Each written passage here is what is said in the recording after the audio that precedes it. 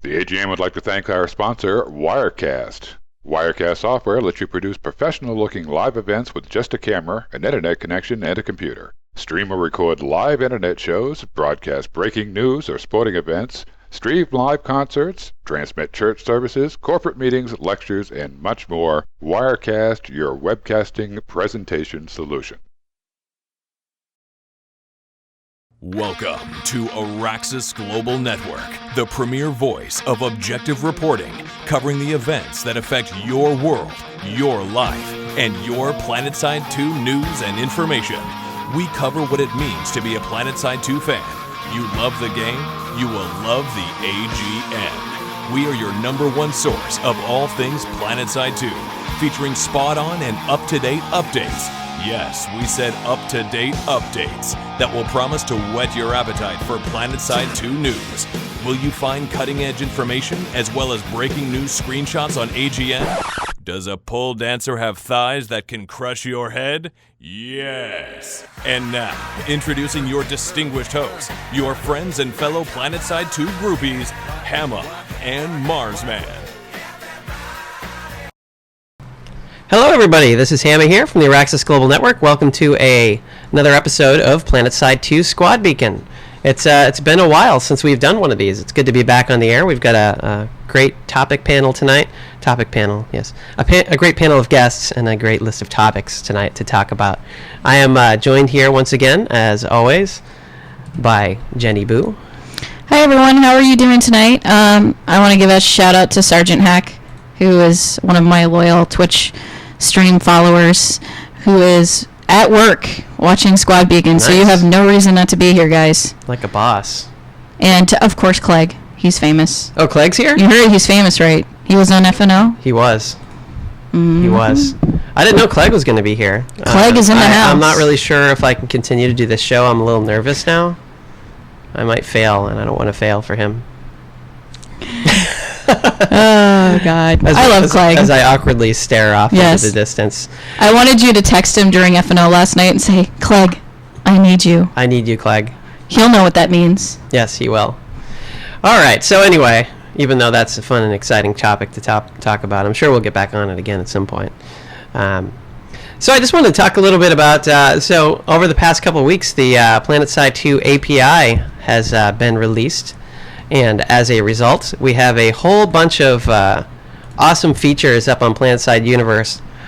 Griffin has been just totally burning the midnight oil, putting together some really awesome features for PSU. So we should give props where props is due.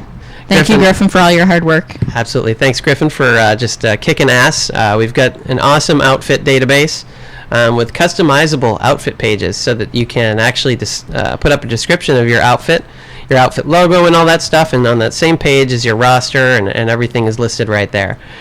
There's an outfit leaderboard as well out there. So there's a lot of really neat features that you can't really find anywhere else right now, so be sure to check that out if you haven't claimed your outfit yet. Every time somebody claims their outfit, it actually broadcasts over our PSUcom feed Twitter account, so that's some free advertising for you guys too, and I usually retweet them. So be sure to go ahead and claim your outfit. And we've got a lot more stuff in the works for those features, so be sure to stay tuned. So looks like LaPerza's in the house too. Awesome. Welcome, LaPerza. Hello. Thank you for the support. Yeah, you guys go ahead and make sure to follow the AGN Twitch channel here, and also at PSUcom on Twitter. We do giveaways. I do stream during the week, and you want your chance to win free PlanetSide 2 swag. I have t-shirts and dog tags, so make sure you follow that channel. And I don't think we're doing any tonight because we're short on time, but yeah, we aren't giving away any tonight, but at some point we will. And she always gives away these fancy things, and I even have 2 China Joy dog tags left. They're both NC, so whoever gets those is, that's a rarity right there. Absolutely. To get those. So those are very rare. I've got one hanging up behind me over here. You guys can't see it, but there is actually one there. And another thing too is, as she just mentioned, Jen does a lot of streaming on this channel of her playing the game. Nice segue. Yes, absolutely. Mm-hmm. Quality segue there. But so you guys want to be sure to check that out. It's usually broadcast in the mornings, Central Time. But she's usually kicking some ass, and you can catch some of her clips up on our YouTube channel as well, which is youtube.com/PSU Media. So be sure to check that out. And remember, guys, if you're in the channel here, make sure to make your name the color of your empire. I'm seeing far too much purple in the channel and not enough red. So make sure to do that. Can you pick your color? You can. Oh, I was not aware of that. No. I actually connect to the Twitch chat through an IRC client, so it's just black and white for me. There's More no, TR people, less blue and purple. Yes, indeed. I agree with that. As Rico gives me that. Yeah, his microphone's muted. So he can't respond. One other thing I wanted to talk about is Jennyboo and I are actually going to be out at MLG in Dallas here coming up in a couple of weeks. I think it's March 15th. Hold on, as I reference my 15th through the 17th. We're actually going to be out at MLG in Dallas, and I think there's going to be a lot of PlanetSide 2 representation there. So if you can come out and you're in the area, be sure to come by. You may get a chance to see some of the devs. I don't know for sure if they're going to be there. We haven't had but confirmed who's going to be there, but there might be a dev or two. You never know. But we're going to be there helping out and answering questions about PlanetSide 2, and I'm actually very interested to see what they do there because it's kind of the first unveiling of PlanetSide 2 since they announced the partnership a couple months back or a month or so back at LaPerza UES. just confirmed that she'll be there. So, Yep, I mean, if you want a chance to meet LaPerza or Perfect Storm if you know her, but she prefers to be called LaPerza, come on out to MLG Dallas. Indeed, she'll be there, and I believe Radar X will be there as well, so you can harass him if he banned you from the forums. I mean, don't do that. Oh, looks like Higby's in the house as well. All right. Anyway, let's go ahead and start jumping right into the introductions here. We will start with Rico here, who's actually in the room with us. That's dedication. Here at the AGN studio. Go ahead and say hello and let us know what your outfit is and all that fun stuff. Hello, everybody. I'm ricoxg from 10 Ton Hammer. I play on the Waterson server, and my outfit is the Elite NCSO. Awesome. Cool. All right, let's go ahead and bring everybody else in there. They had to wait. You got first dibs. You got first dibs because you're in the studio. And you got a fancy tag and everything, yeah? I did. All right, so we're going to go ahead and we're going to move from right to left on my screen. I don't know if you guys are in the same order than I am. If you're not, then you'll be surprised. So that's how we do things here. Make sure you're not picking your nose. Yeah, make sure you're not picking your nose or anything like that as we come to you. So our next guest that we have here for the panel is actually LevelCap. I'm sure you guys know who he is. He represented the VS at UES a couple months ago. Go ahead and say hello. Hey guys, LevelCap here. Some of you might know me from YouTube, where I do a lot of PlanetSide, Battlefield, Crisis stuff now. And I was fortunate enough to represent Vanu at the Ultimate Empire Showdown. Awesome. Alrighty, and next up we have Sentrosi with his cheese head on, like a boss. Of course, gotta represent, right? Hey everybody, I'm Sentrosi. I'm the commanding officer of the Dragon Wolves on Waterson. I just want to give a little shout out to Bailey Blue over on Twitter, my buddy who basically told me I have to wear this hat while she's not watching. So you better be watching. I know, right? After that, she best be watching. You best be watching. He's our fearless leader. Yes, indeed, he is. How can you take him seriously with the cheese on his head? Oh, he always wears And that. Space Squirrel. He always wears that. And the Space Squirrel, Yes. too. Yeah, we can't forget that. Next up, we have RoyAwesome here joining us. From many of you may know him from Reddit. He's one of the moderators over there. Go ahead and say hello. Hey guys, I'm Roy. I play on the Matheson server, leader of Test Outfit. Please ignore. Yeah. Awesome. So last time that you didn't get a chance to make it last time, I actually had your nameplate was NC when you're actually VS. So I got a chance to fix that this time. So perfect. I played NC back in beta, and then we moved over to VS, so that's why. Okay. All right. Next up, we have. How do you pronounce your name? Chinchy. Chinchy. Okay. We have Chinchy here from Black Widow Company, correct? Yep. Awesome. Go ahead and say hello.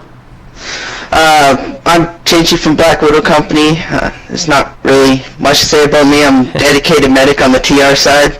Yeah, that's about it. All right. I'm liking the red shirt and black tie. Yeah, you were out at you were at SOE Live, right? Yep, you remember the red shirt? Yep, I and do. the tie. I remember. Awesome. And last up, we have robocpf here from GOTR. Go ahead and say hello. Hello, everyone. Excuse me. I'm Robo. I'm from Ghost of the Revolution. I'm the outfit leader over there, VS Matherson, and it's great to be back. Shout out to all my GOTA members in chat. Indeed, you've been on the show a few times in the past, so welcome. I'm liking the beard. Yeah. Thank you. Was Basti not available this time? He's usually here. Basti didn't sign up. I don't know. He wasn't Really? interested in. So he was not interested. So I didn't invite him. That's what he gets. Okay. So everybody can give him a hard time on the forums. Yeah. So we'll give him a hard time later on. Yeah. We really missed the dark, dank room with the glow of purple in the background. Yeah, I know. He looks And like, the and we chain joke about smoking. this. We joke about this a lot. He looks like the command center person from StarCraft 1, sort of sitting in the shadows with the fan going on Yeah. top. Yeah. That sounds about right, actually. I don't know where he's been. He's been hiding out. He's I don't know. He's fired officially. Not like he actually had a job with us or anything. Well, actually, technically he did, but he doesn't anymore. So, all right, let's go ahead and let's get started here, and we'll start off with something light, something easy. Let's do light. And, There's a lot of heavy things. There's a to lot of cover. heavy stuff on the topic list today. Something so, tells me we're going to go over the 2-hour time. Oh, limit. I'm sure we probably will, but we'll get started with something light anyway. So, what's everybody's thoughts since release? We're a few months in now, and just curious to get everybody's thoughts. Since beta, and now that you've been playing it for a few months. I'll just kind of go down the line and get your thoughts, and feel free to speak up if you've got anything additional to say as well. So we'll go ahead and we'll start with Rico here again and get his thoughts on the game. Oh, sure. Just dump it off to me. Yeah, Maybe- absolutely. It's usually Basti, but he's It's not usually here. Basti. Yeah, you're the new Basti, I guess. No, I guess I really like the way the game's gone. I had some concerns early on, and some of them I think have kind of borne out. One of the issues I kind of had was this whole class-based system, that kind of got away from the certifications that we had in the first one, and I'm still a little bit on the fence for it. I know it's been really good for introducing new players to the game, but at the same time, some of us older guys, really kind of like that specialization and like being unique on the battlefield. So I kind of miss that, but I definitely like how it seems like there's a lot more development effort going into the game this time around. We've definitely had some really phenomenal improvements for the better. I don't know about you guys, but I'm loving the new infantry combat that's going on right now. So that's really been good. Hamma, someone's saying that the stream audio gain might be too high, or Too high, huh? I don't know. They're saying it sounds crappy. After all that hard work. No, that's just me. No, they were saying it. All right. Well, I just made a change to something, so you guys let me know. Let me know on the stream, happens? guys, if it sounds better. I mean, the cat was walking on the. The amusing thing is panel. that's what I spent the least time on, so I'm not surprised that there's a problem with it. So you guys let me know how it sounds now. I just turned it down a little bit. All right, we'll go ahead and move on to LevelCap and get his thoughts. Alright, so I played the PlanetSide a lot more when it first came out, because I was on the Gen server mostly with Vaneo. That server seemed to sort of wane off a little in population, so I have to say I was playing it less until the server merged just recently.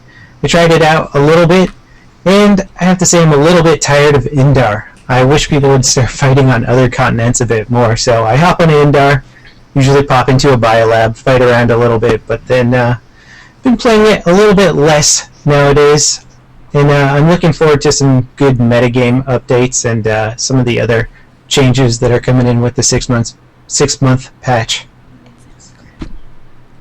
All right. Jen is trying to throw headphones at me, and that's never good.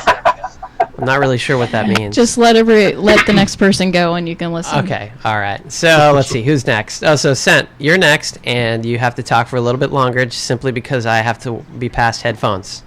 I have to talk a little bit longer. Well, let's see if I can do that. All right, A, B, C, D, E, F, G. No. Basically, what I think of from release and stuff, I'm on the fence, kind of the same with LevelCap in just the way the game is flowing right now. There's not a lot of people. There's a small section of my outfit who only want to play during outfit hot nights, and to me that's an issue, but it's an issue I can't fix. If it's an issue with personnel, I can fix that, but if it's an issue with the game, I have nothing to do with it. And with that comes a lessening of people getting into the outfit and playing, and which lessens obviously my effectiveness with my outfit on the battlefield. So, looking at the 6-month roadmap,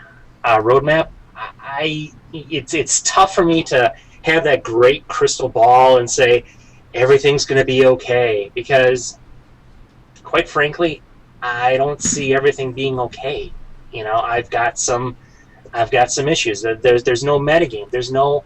I know PlanetSide 2 isn't supposed to be PlanetSide 1, but the thing that made PlanetSide 1 great was the galaxy drops and the fact that I could take a small unit of 3 or 4 people and go behind enemy lines and take out tech plants that were tied to their advance. Things like that need to come back into this game. The last time I was on, I said the same thing, and I don't see anything like that on the roadmap, and it concerns me. So, and plus, I'm sick of playing on Endar side as well. Is that long enough, or do you need? No, I don't have anything. No, that's perfectly fine. He just finished up Hamma.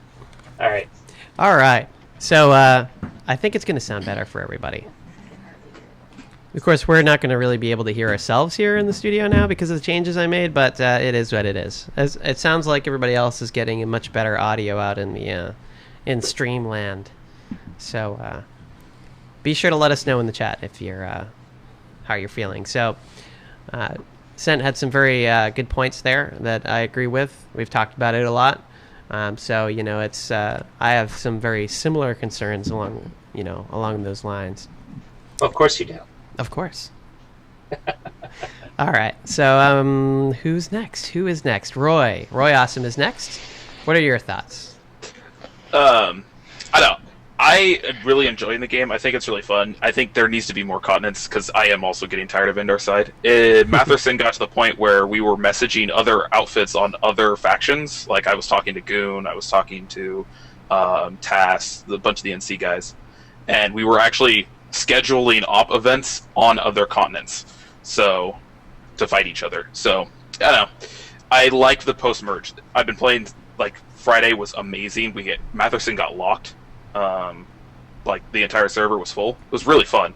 So I'm happy that people are playing on other continents now, and I think it's getting a lot more interesting. All right. Okay. Next up, we have Chinchy. I'm going to screw up your name all night long, so I apologize. It's all good. Everyone does. I've had people call me Chunchy before. So, oh, well, that I won't do.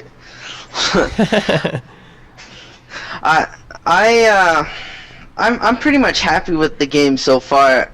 There's a few problems I have with it. One, I find you're releasing weapons way too fast with the game. It's kind of hard to keep up with all the new weapons coming out, and I can't afford to stay on top of them anymore now that I'm a student. So,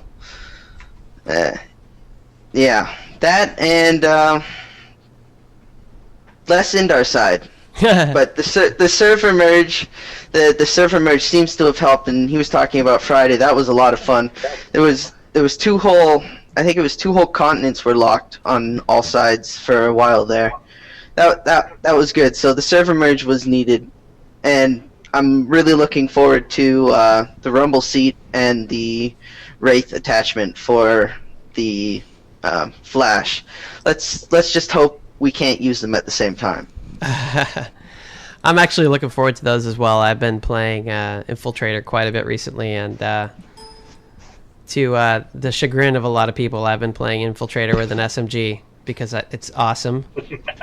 So, yeah, I'm looking forward to that until it gets nerfed, which it probably will. All right, next up we have RoboCpf. Hey guys. Well, I've really enjoyed PlanetSide, obviously, since it came out. I've also really been thankful for the devs for the great feedback and the great things they've been doing. I mean, the community as a whole comes out and says, guys, this is broken, and they fix it. I mean, spawn rooms got redesigned, the tunnels got put in, account-wide unlocks are coming, next game update, that's amazing. So I'm seeing it go in the right direction, and I'm really glad about that. For me, the biggest problem with the game, is that there's no real reason to fight other than to fight. The benefit system and the resource system, I think, could use an overhaul. But I think if that gets done, which it looks like they're definitely gearing up to fix that, I think we're going to have a lot more fun in the game. I'm having a blast playing the game. I'm just having a hard time saying, okay, well, what's our goal today? Is our goal just to get kills, farm cert points? Are we going to go camp the warp gate just because we want to tick somebody off? I'm just having a rough time finding sort of the goal when I log in. Mm-hmm. Okay. All right. So I'm going to actually make another change here, like live on the air. Like I said, I make changes live. That's how I do things. And we're going to see if that's going to improve stuff. So you guys let me know if this is any better or any worse in the chat. And it'll probably be worse. The audio volume's good. It's us being able to hear. Well, the issue is that I was using a boost, and I think the boost was causing everybody else to have very crackly audio through the stream. So I think it'll probably sound better now. Everybody's saying good. Everybody's saying it sounds better. Yay. Success.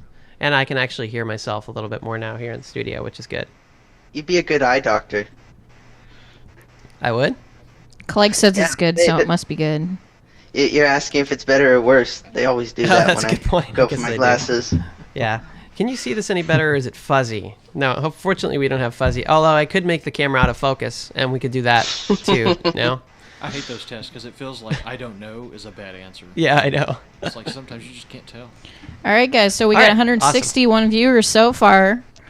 Yeah, be sure to retweet this, share it out, put it all over the internets, and let everybody know about this awesome Let show. them know Clegg is in the channel. We'll at least get another 100 people let from them know that Clegg is alone. 200 We'll just because he's Clegg that the internet famous. dudes. Yeah, Clegg the internets. All right, so let's move right on into something that has been a massively huge topic ever since PlanetSide 2 was first heard about, and a lot of the early features were first heard about in beta and all that stuff, and that is the metagame. Metagame is kind of a all-encompassing term that could mean about a million different things, but I think the base of it that many of us are looking for are just more to do besides capture bases and capture random territory over and over again, really for no real reward. And there's not really anything else to do besides that. You can go on kill sprees, or you can make your own kind of missions up to yourself or whatever. And it feels like to me there's not a whole lot of that stuff on the 6-month plan. It looks like that's one of the biggest things I think that's missing. The mission system is on there, which I'm very happy about. You guys have seen a lot of my videos about the mission system and how I think it's needed. But I don't think that's the final answer. I think we need a lot more than just that. So I'm curious what everybody else's thoughts are. I know that we don't have a lot of metagame, so just your overall thoughts on it, and what you would think to add to the system. And I'm gonna totally mix it up and pick somebody at random from the list, and I'm gonna have them talk first. Just point and it's gonna be. I should make it you. You don't want to get me started on that. Let everybody else talk. I could take up the whole show on the metagame issues. All right. I'd rather interrupt people. That's my thing. All right. As you know, being married to me for 8 years. Yeah, that's true. All right, well, we'll go to LevelCap first. Okay. Well, I was actually having a conversation about this today, and I've spent a lot of time thinking about why I get so bored so quickly in PlanetSide. And it feels like PlanetSide is an RTS masquerading as an FPS right now. In an RTS, you have territories or resource areas where it makes a lot of sense to send units in that location, even if there's nobody defending it. But if you're sending actual players out there who are supposed to be having fun, and they're taking locations that nobody's defending or there's nobody fighting there, then it gets really boring. Another good analogy I was thinking about was the board game Risk. A lot of times in Risk, you have a giant army with multiple cannons, and you'll attack a territory that's only being defended by 2 guys. I mean, it makes sense from a real-time strategy perspective. In fact, it's the smart thing to do. It's the right choice. I feel like people are playing the metagame right now correctly from an RTS standpoint, but from a fun aspect, from a first-person shooter aspect where I just want to get in a battle, fight alongside my team, actually kill some guys. Right now, it's pretty boring. I logged on for about 20 minutes today, spent most of the time camping a spawn room in a biolab, and then got bored and left. And, I feel like that's sort of the state of the game right now. There's not enough equal, interesting battles, or at least battles that I haven't fought 1,000 times over and over and over again. And I feel like there just needs to be a better flow to the combat. And there's been some really interesting posts on how to fix this. There's been like hundreds and hundreds of ideas on how to make combat flow better, get people to actually fight each other, and less ghost capping or just going to objectives that have nobody there. Actually, am I allowed to disagree with that? Yeah, I was actually going to call on you next. Okay, well, good. It's good timing. Perfect timing. Yeah. Hamma knew what was going on. No, actually, I think the problem is that and there's absolutely nothing wrong with being the type of gamer that likes the FPS type of game. But PlanetSide, the reason why it's unique and the reason why it stood out from so many other games is because it has that strategic element to it. So I don't know that it's really correct to say that that's bad and that the other is fun, because the truth is that there are players that have fun doing the different parts, and it was like some folks said earlier, in PlanetSide 1, there was a little bit more significance to taking some of those bases behind the lines, and to me, that's what's missing. It's not that the capturing territory is the problem. I think it's just that capturing territory doesn't have the significance that capturing bases in the old game did, because of the lattice system and the way the bases connected to each other. If it were up to me, I think probably what might help would be keeping the territory system we have now in place, but also layering a lattice system perhaps over that would connect the main bases together, so capturing territory would facilitate the capturing of those major bases, but you still had some flow to the battle. Because to me, that's some of the problems that we've got right now, is that everyone's just kind of going every which direction, and there's not really any front line to the fight like there was in PlanetSide 1, and I think the lattice system was what really made that difference. And then, of course, my favorite gripe is the ant resource system. I know a lot of people would like to see that come back, and to me that adds an additional layer of strategy, but because you've got to transport that ant from the warp gate to the base that needs it, there's a running gunfight there, and that creates another form of battle that you don't really have in the game right now that you used to have in the other one. So I don't know about everybody else, but I'm certainly missing that, and so that would be probably the two main things that I would do to improve the metagame. That, and also continent locking for reals, and having to get from one continent to the next to unlock specific continents. I really miss that a lot too, and it's hard to do with only 3 continents, because then it's just round robin. All right, we will go to Sentrosi next. Me? You. Excellent. You're up. I am up, yeah. Brought up a very, very good point. How many of us remember from PlanetSide 1 the epic fights we would have at, let's say, a tech plant or an amp station, and you're defending that base, and you're getting low on resources. You're really needing those ant runs. How epic was it when you'd see that ant come driving into the base and start loading up the silo? Or on the flip side of that, you've been pounding at this base for an hour or so, just trying to get inside. You finally get inside, and the resources, the ant is like down to nothing. Then you're like, oh, we need an ant. Then you'd see like 50 or 60 ants coming in from the warp gate, flying in, filling up the silo. To me, that is missing from this game right now. Things like that. And the fact I touched on before, going behind enemy lines, cutting off the tech plant so the Vanu and the NC can't spawn their overpowered vanguards and mag riders. That's but the little things, the small things. PlanetSide is a great game. I love it. It's almost there. It's just missing that little thing. Like I said before, if I could take a small squad of Dragon Wolves behind enemy lines and say, all right, NCSO, they're capping the tech plant right now. Oh, guess what? They need that amp station in order to get that tech plant. I'm going to get that amp station. I'm going to take the generators offline. That then NCSO has to devote resources to go back and resecure that amp station. Therefore, hopefully, praying that the rest of the Grand Army of the Republic on Waterson will come in and take that tech plant away from the NCSO. That I think is what's missing right now from the game. Yeah, I'll definitely agree with that. And I just want to note that Higby said in the chat, and of course I just scrolled away from And it. I quote. And I quote, I'm now scrolling up to actually find Stop what he talking, said. guys. Stop. He said, all I'll say is that we're working on this problem specifically right now. Literally at this moment, people are working on a solution for that problem. I'm assuming he's referring to just in general what we're talking about. Right. Well, yeah, I mean, So- that's great and all. I'm glad they're working on it. But I want to see, like, something, just this is something that we're working on. Hey, let's put it out there to you guys. Calm our fears, What do so you to guys think of speak. it? Yeah, I mean, Calm our fears. yeah, absolutely. I think that you guys know how much I hate referring to PlanetSide 1, and every freaking discussion that happens everywhere pisses me off. But it did have a lot of these problems solved in a lot of different ways that I think some would apply to this game and some wouldn't.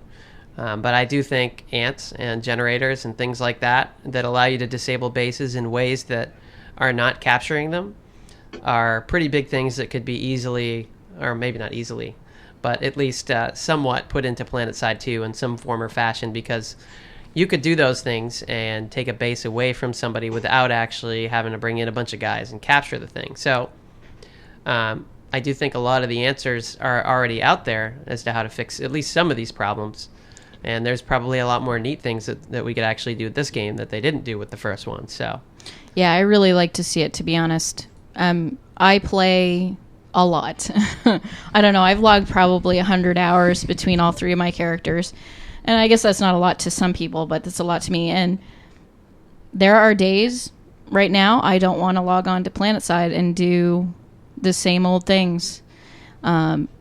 Just, it's more of a, to me, when I go in and play, especially, it just feels like a wave of Zergs and... yeah. Oh, okay, well, we're a small outfit. We maybe have 50 players on right now. The Zerg is here. Where can we go? Well, we can't go anywhere to have a good fight right now without hitting the Zerg. In their defense, that could be getting better because of the server merge. I know Friday was really early. great. Yeah. It was pretty good. Our event on Waterson with NCSO was really fun. Yeah. So that was good, but...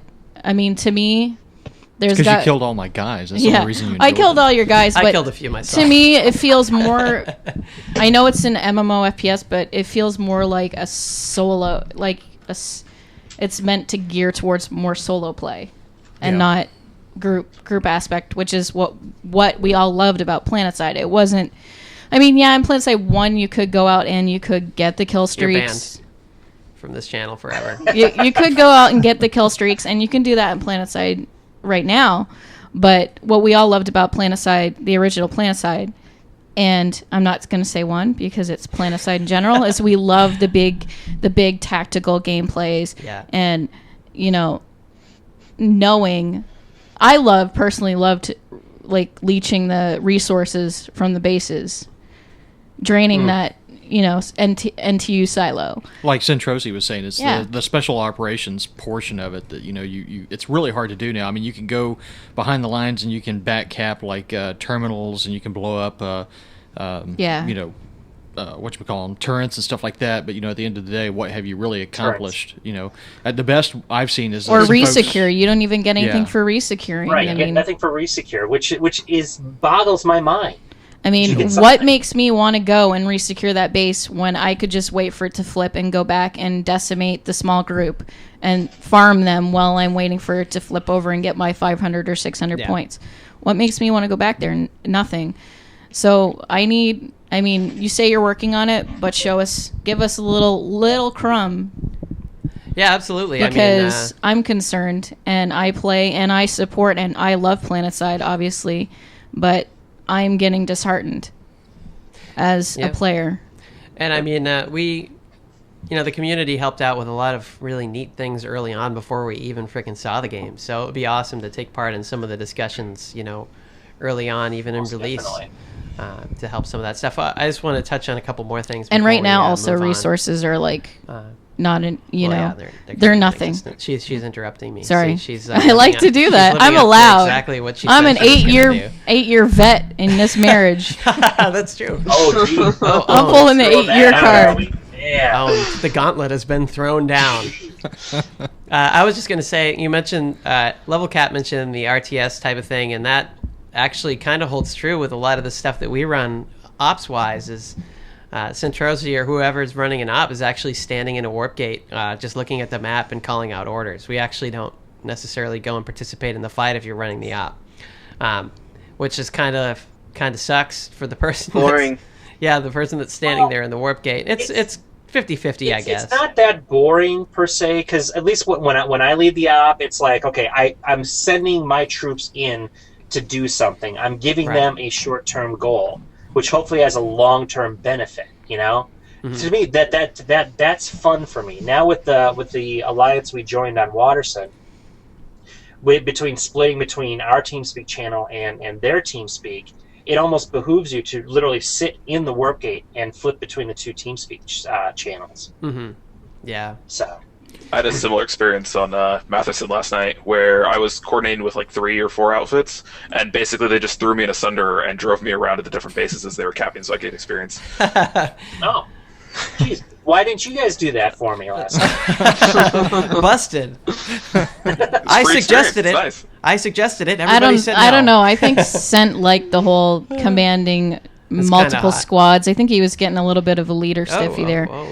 But see, that's what I was talking about, though, because, I mean, for a lot of folks, that is the fun part. I mean, you know, it's not even about shooting people in the face. It's about, like, you know, orchestrating, you know, multiple, you know, elements to achieve a single goal, you know.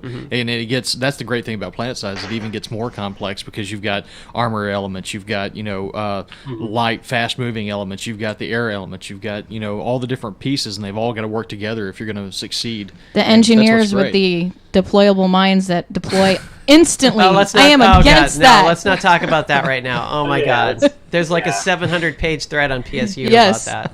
Change it. Let's not. It must be changed. Topic changing. I'm holding up my sign. I'm gonna mute her microphone. All right. There's that big red button. I'm gonna hit it. No, I was just gonna say too. Another thing that LevelCap touched on as well was was as a solo player, which a lot of people do as well, is it's hard to find your way from spot A to spot B if you're not necessarily in a larger group, a squad, or anything like that. So I do think there have to be improvements made there too, because I've played solo a little bit, and I find myself getting frustrated with getting from one place to the next and finding an easy way to spawn there without having to spawn an air vehicle or something like that to actually get there. Now an ATV I'll usually is what I end up doing, but do you mind if I ask a question, actually, on that topic? Go right in. Well, like, I try and play the game solo, not because I'm against teamwork at this point, but I almost look at things like from a designer aspect. And you're not going to attract people to a game by showing them how awesome it is right off the bat with, like, teamwork. They're going to get in on their own, and they're going to explore it on their own. And if they see people using teamwork to kick ass and get all these awesome objectives accomplished, then they're going to want to go in that direction. But if they don't make it that far, then that's kind of a flaw right there. And I feel like the game should at least be fun to an extent where you can play it maybe for up to a few weeks by yourself, still have fun, and then start to get your feet wet in the team play aspect. I feel like that's how I bring myself to most games, and for PlanetSide it's really difficult to enter the whole solo play aspect of it. I definitely agree with that, and I hope and think that the mission system that I've been harping on for like 3 or 4 months now will be something that will help that, because in the end, if you're a solo player, you can log into the game and you can get a list of different things that people need help at. So, you know, you get a bunch of auto-generated missions plus, you know, some generated missions from people who have, you know, put points into their command rank or whatever. And so you've got a bunch of missions to go and attack, you know, certain objectives, certain points. I think that will be something that will help solo play. I don't know if it's necessarily the end-all solution to the problem, but I think that if that was in from the beginning, it probably would have retained a lot of the players that have quit. Like you said, they may quit within hours in some cases. And actually, so one of the guys on PSU IRC has actually been using the API to go in and rummage around through all those stats, and found a lot of people that did quit almost immediately and never came back. I would love to see stats on how many people are actually playing the game solo, because when people respond to some of my comments on trying to make solo play better, it's often like, get in a clan, you're not playing the game right. Yeah. And that's fine to have that opinion, but I would love to see what population actually plays the game in a squad. I'm willing to bet it's a huge, if not majority chunk of the population isn't actually in a squad when they're playing. I could definitely see that. And in that same vein, it's usually a lot of times when somebody complains about something like the tank mines. Learn to play. It's like, that's not the answer to the problem, because then what happens? You quit, and then you're never going to come back again. Because I know how to play, and I'm still annoyed by those tank mines. Right. Okay. You brought it up, Hamma. You brought it up. I apologize. Everybody knows when they see an NG running towards the Sunder, what's going to happen? Learn to play, noob. Kill him. Well, I think continued map updates is going to help that too, because a lot of the problems that they've got is that the newer players can't figure out where the battle actually is, and the good thing about PlanetSide too is a lot of times when you get these larger battles going, they do tend to kind of hang around the same area for quite a while, so I think that helps a lot. But I do have a question for you guys. You're talking about the new mission system. The problem that I could foresee with it is how do you deal with people making really stupid missions? I mean, what do you do about that? How do you keep it from happening, or how do you get rid of those missions, or how do you quality control of missions? I think how do you do that? Therein lies the problem. Yeah, we don't really know. Are they going to have someone like a dev dedicated to looking over missions and making sure they're not crap? I don't. And if this guy keeps doing it, say, okay, you're not allowed to make them anymore? I mean, I love the idea. It's awesome, right? But I mean, I could see that being potentially destructive. Is it going to be the kind of thing where it's almost like a pull-down menu? You circle a territory, you pull down a menu and say, okay, I need that resource, or I need to defend. Kind of similar to what we got right now with the attack and defend, that sort of thing. Someone said in the channel maybe there'll be a rating system with these missions. So when you pick it up, you'll say, okay, this is relevant or this is crap. It's like STO in PlanetSide. Take this player-made mission. Well, it's kind of like it's total speculation at this point, because we never saw anything that had to do with it. We don't have any idea what they had in mind for design. We were originally, I think it was going to be in the game from the start, but probably got cut for one reason or another. It's still out there. But I'm sure they've written up design on it and all that. We've just never seen it. We don't know what it looks like or what it's going to consist of. If it's going to have auto-generated missions in there in addition to player-created missions, how granular the mission control will be, we don't really know any of that. I think that it'll be under the same type of rules and restrictions as anybody else in the game is. Prime example is idiots in PlanetSide 1 who would constantly get muted on command chat.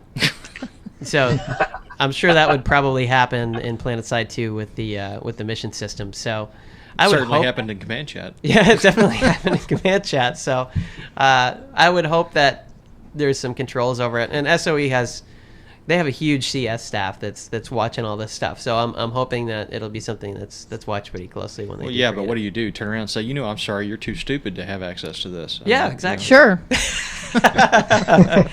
Anybody have eyes on Higby? I want to see how bad he's squirming right now. Yeah, he's not saying anything. Where the person giving out the orders does have, like you said, a rating system. So let's say, for example, I have a bunch of stupid stuff out there. I'm going to get a downgrade for that. But Hamma, because he's so awesome at the game and he knows exactly what's going on, he gets the up rating. So chances are people are going to follow him more than me. I don't know. Well, yeah, but then you have whoever's in charge of DVS is super high rated because everybody's jacking him up, or what's his name, Buzznut Psycho, whatever his name is. The person that will rename nameless on this channel. You got those. That's exactly what we need. Another the fake retard rating. with 5 stars. Then we get the problem with the fake rating system. Exactly. Yeah, it's anything like that can be abused, and it's why originally I was 100% against the roadmap, just simply because voting can somewhat be abused. I mean, I'm not as staunch against it as I was when I first saw it. I'm still not a huge fan of the whole thing, but it is what it is, and unfortunately, in some cases, it's proven to be Helpful. Helpful in some cases has proven to be almost pointless. Like the shotguns were negative voted the last I saw them, and they were just put into the last patch. So there was questions about whether, I mean, I know why they did it, and it's probably because they already were probably almost done with the thing. So why not put them in and make $7 off of a gun? But on the flip side, you know, it's like nobody really wanted them in. The last time I looked, it was negative. The Observer cam was negative, but I don't know why that was on the roadmap because it's not really something that everybody's going to get access to. So it's kind of like it's a good thing and a bad thing. It's awesome to see what they have planned and be able to look at it and know what's coming. I don't think I've ever seen that in another game. Not one that I can think of. So not to that fidelity, anyway. No, definitely not. So it's an awesome thing to see. But on the flip side, there's been a couple things that I've kind of scratched my head at on the roadmap. Why it's there or why it was put in when it was negative or whatever. Just things along those lines. So, all right, we totally got off track. And I don't think everybody got to voice their opinion on the meta game concerns. Where did we leave off? I know we had LevelCap and we had Rico I know and exactly Sent. where we left off. That's why I'm in charge over here. I'm just going to go back to the chat. And I saw somebody say Hamma's not going to have a good night tonight. This is how we operate. This is how we talk to each other all the time. Sent can vouch for that. Oh, yeah. They have good times. I've been invited to a few. Oh, man. Gross. Oh, man. This is how married people talk. What's happening? We don't like each other. No, we hate each other. You try living with the same person for 10 years. No kidding, right? Yeah. Get tired of her. Okay, I'm sorry. Moving on. Tired of me. The other way around. Yeah. Everybody's like, it must be awesome being married to Hamma. Uh-huh. Yeah. Like, anytime we go anywhere, any event, and they're like, hey, where's Hamma? I'm like, what the... Am I invisible? Is Hamma going to be here? Is he around? Freaking Jennyboo, all right? Who gives you free shit Jennyboo. on Twitch? Slap him. I think that's how we met. I was like, aren't you Hamma's wife? Yeah, he actually knew who I was. But he didn't say my name. He just said Hamma's wife. I am an individual. I am a person. Oh, man. I play more PlanetSide, and I am better at PlanetSide. That's fun. That is true. I can't deny that. I carry him. And I've been a sugar mama in many other games. Wonder if that siren's coming through on the stream. I hope it's not coming here. Probably. See? All right, moving I right was along. so We're loud, totally the out police there. are They're coming. Like, all right, damn it, we've got a noise pollution complaint over here. All right, moving right down the list. Roy, you didn't get a chance to talk about what your thoughts are on metagame. Feel free to go off on your own. You don't have to stick with what we just totally went off topic on. So, what are your thoughts? I like a lot of the ideas that people were throwing out there, like on the mission system and stuff, but it doesn't seem to address, I think, the core issue is that there's no real reason to defend a base anyway. Like, in PlanetSide 1, they cut off your tech plant, and you don't have half of your stuff that you could pull normally. They go after, like, a amp station, and you can't get vehicle shields, which are really important. They double the HP of your vehicles. So the mission system isn't going to matter until they have a reason to defend stuff. The reinforcements needed section on the respawn screen isn't going to matter until the bases actually matter. It's just the Zerg goes into a certain area and you just go around them because the Zerg's going to run off everywhere and then you can go just retake the bases. It's no problem. It doesn't stop you. That's my thoughts on the matter. All right. Who do we have next? Somebody, I'm going to mispronounce his name again. Chinchy. Oh, goody. Go ahead, sir. All right. My thoughts are a little bit different, but I've always been with an outfit. I mean, I came from the original PlanetSide, and that's the thing. You didn't really solo in the original PlanetSide and still be completely effective. It was either you were with an outfit or you were just some guy getting kills.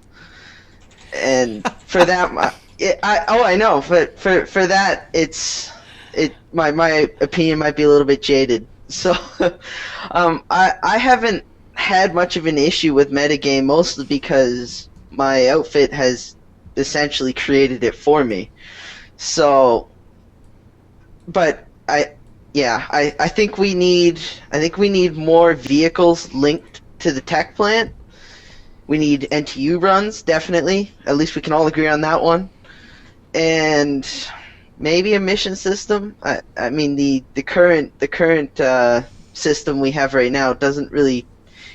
No one looks at the Defender tab. I don't look at the Defender tab, and it's at the bottom of the screen. you should probably, if anything, put that at the top, so people have to look through it to get to the attack part of it. Mm-hmm. It's the problem. You get no points for defending. So why look at it? I didn't know there was a defender tab. Yeah. You didn't know there was one? I'm kidding. I was gonna say, and when the attacking tab is long enough, I'm not in game right now, but I believe it pushes it off the screen as well. Does it not? Yeah. So you don't even see it half the time, because I'll have 19,000 AMSs and 2 things that say I need defense, and those things are below my screen, so I can't even tell that they're there. Yeah. So maybe if you put the defense on the top, it would help people see that things need to be defended. Mm-hmm. Well, they do like get I said, I bonus don't have very much to experience say for on doing that, this. right? Yes, you get bonus experience for defense. It's just not advertised well, so a lot of people don't know that it even I mean, in exists. effect, it's actually better to do you that. don't- 'cause you're Yeah, it's more advertised faster. better now. You don't It is, you don't yeah. get bonus experience for defense when there's 18 mag riders outside the spawn point. Or when there's I'm nobody sorry. in there. Yeah. Like, or if you're yeah, trying- or when there's 2 people there, trying to take the base, and you go and kill 2 people, and then you have to sit there, because I'm OCD about that sort of stuff, and I'll sit there and I'll wait for that cap point to go all the way back. Now, see, Give that's me wrong 100 because Sun Tzu says you put your troops on fatal terrain and they will be victorious. That's about as fatal as it gets. Yeah, that is. So you know you're failing. Give me like 100 experience, anything. Just give me the little bloop. You're awesome. Oh, I want that. Anything. I want. I that. want my award, Achievement damn unlocked. Achievement unlocked. Yeah. Give me a defender ribbon. Anything. Araxium defender ribbon. That would be awesome. I was just about to. I just wanted to mention that Firefly is not going to be amused. I actually misspelled Black Widow Company on your title. It says Black Window Company. So you guys now install Windows. Be sure to let him know that when you see him. Firefly is going to kick He your had like 1,000 things to do before the show, guys. Yeah, I didn't even notice it until somebody. You know, my somebody cat said it in had the to go to the chat. vet, and he wouldn't even go with me. No, because I was doing No, stuff. and that's our animal. Yeah. I was busy. Mhm. I was preparing for the show, and I obviously The failed. at show that. was more important, but you couldn't spell Black Widow Company right. Oh man, it's funny because I didn't notice Fail. until somebody said it in the chat, which makes it even more amusing. So. I have it minimized every time I talk, because I don't like looking at myself when I'm talking. So You wouldn't be good at it's this weird part of seeing it. my lips move wrong. I can see everybody from where I'm sitting. It's awkward. All right, let's go ahead and move on to Robo, who's been patiently waiting as we've all been yapping it up on all Yeah, sorts sorry of about different that. things. No, it's all right. Go ahead, Sarah. Hey guys. Well, something I wanted to jump right to. I've actually been writing loads of stuff on Notepad while you guys were talking, and something that Roy said, which I thought was really interesting, was that in PlanetSide 1, when you lost your tech plant, you lost like half of the stuff that you'd be able to pull. And part of the problem with that is because, sorry, turning.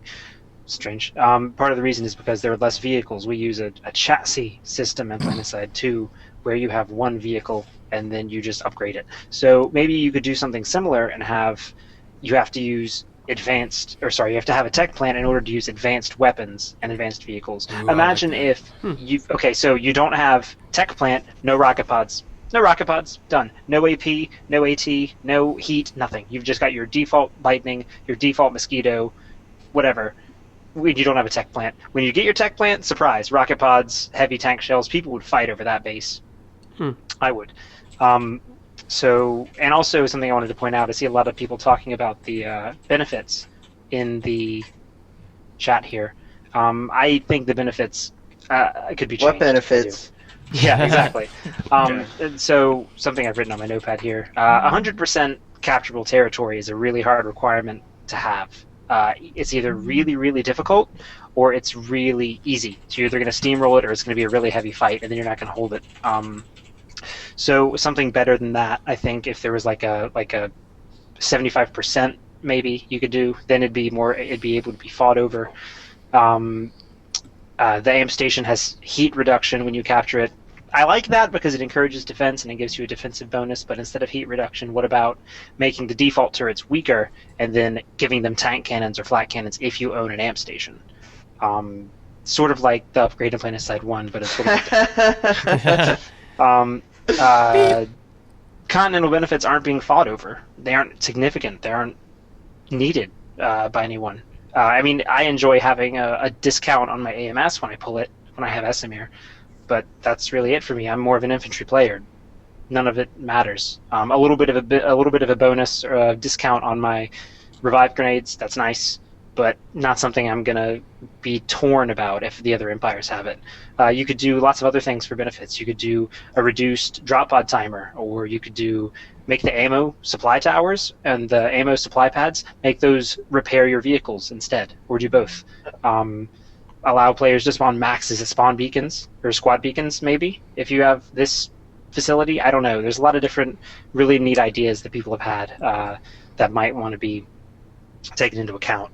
And also, as far as resources go, the defenders are already getting a bonus for holding the territory they're in every few minutes, and then both attackers and defenders get this active income when they get experience points in the hex. So you get X amount of experience points, you get resources for whatever that hex is. What if we remove that for defenders? Because they're already getting it. They're getting double, you could say, or triple or quadruple. The attackers are getting some, but it's not as much. That would make it so that you have to hold territory in order to get income, or attack a territory to get income. I thought that was an interesting idea too. So there are lots of really neat ideas that could be put in to help fix some of this stuff. That's just the stuff I had written down on my notepad in the past few minutes. But I thought active resource gain got removed back in beta. Oh, did it? Yeah, I thought it did. Oh, did anyone confirm that? I thought it was still in this entire time. See, that's how much I know. You get it when you cap a base, find- I think. Don't you? I don't know what it is, but when I minimize out a game, I don't get any resources. Maybe Higby could confirm it in chat. Just saying. When you're what? When I tab out of the game and a tick goes through, I don't seem to get resources, unless that's changed in the recent patch. Yeah. Probably because you get flagged as AFK. And Yeah. You don't get resources. Exactly. It was the thing to stop the Araxium farmers, AFK Araxium farmers back in beta. Just auto run into a wall. Yeah. Yeah. Just Does do that it. work? Just do what the farmers do. Oh, man. Oh, I just ruined it for everybody. Run into a Everyone corner. hates Rico now. Yeah. All right.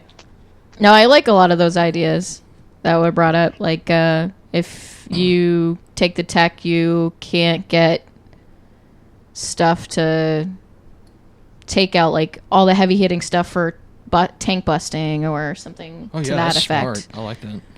So you want to keep that tech because you get your tanks and you get your tank busting. See, this is why you go to the community, because you get awesome ideas. Indeed. Well, you could expand that too. Let's say I think every continent except Esamir has 2 tech plants, correct? They have 3. 3? Okay. Yeah, 1 per faction. Okay. So let's say you're on Indar, or you're on Amrish that has I think that's 2 tech plants on there, right? 3 on each continent, I believe. That's 2. Oh, it's 3 on each continent? Okay. All right, so let's say you hold all 3. So then you get the max benefits. You get, the rockets and everything else. If you hold 2 of the 3, you get something less. If you hold 1 of the 3, maybe you just spawn, like you guys were saying, your basic tank, your basic flyer, that sort of thing.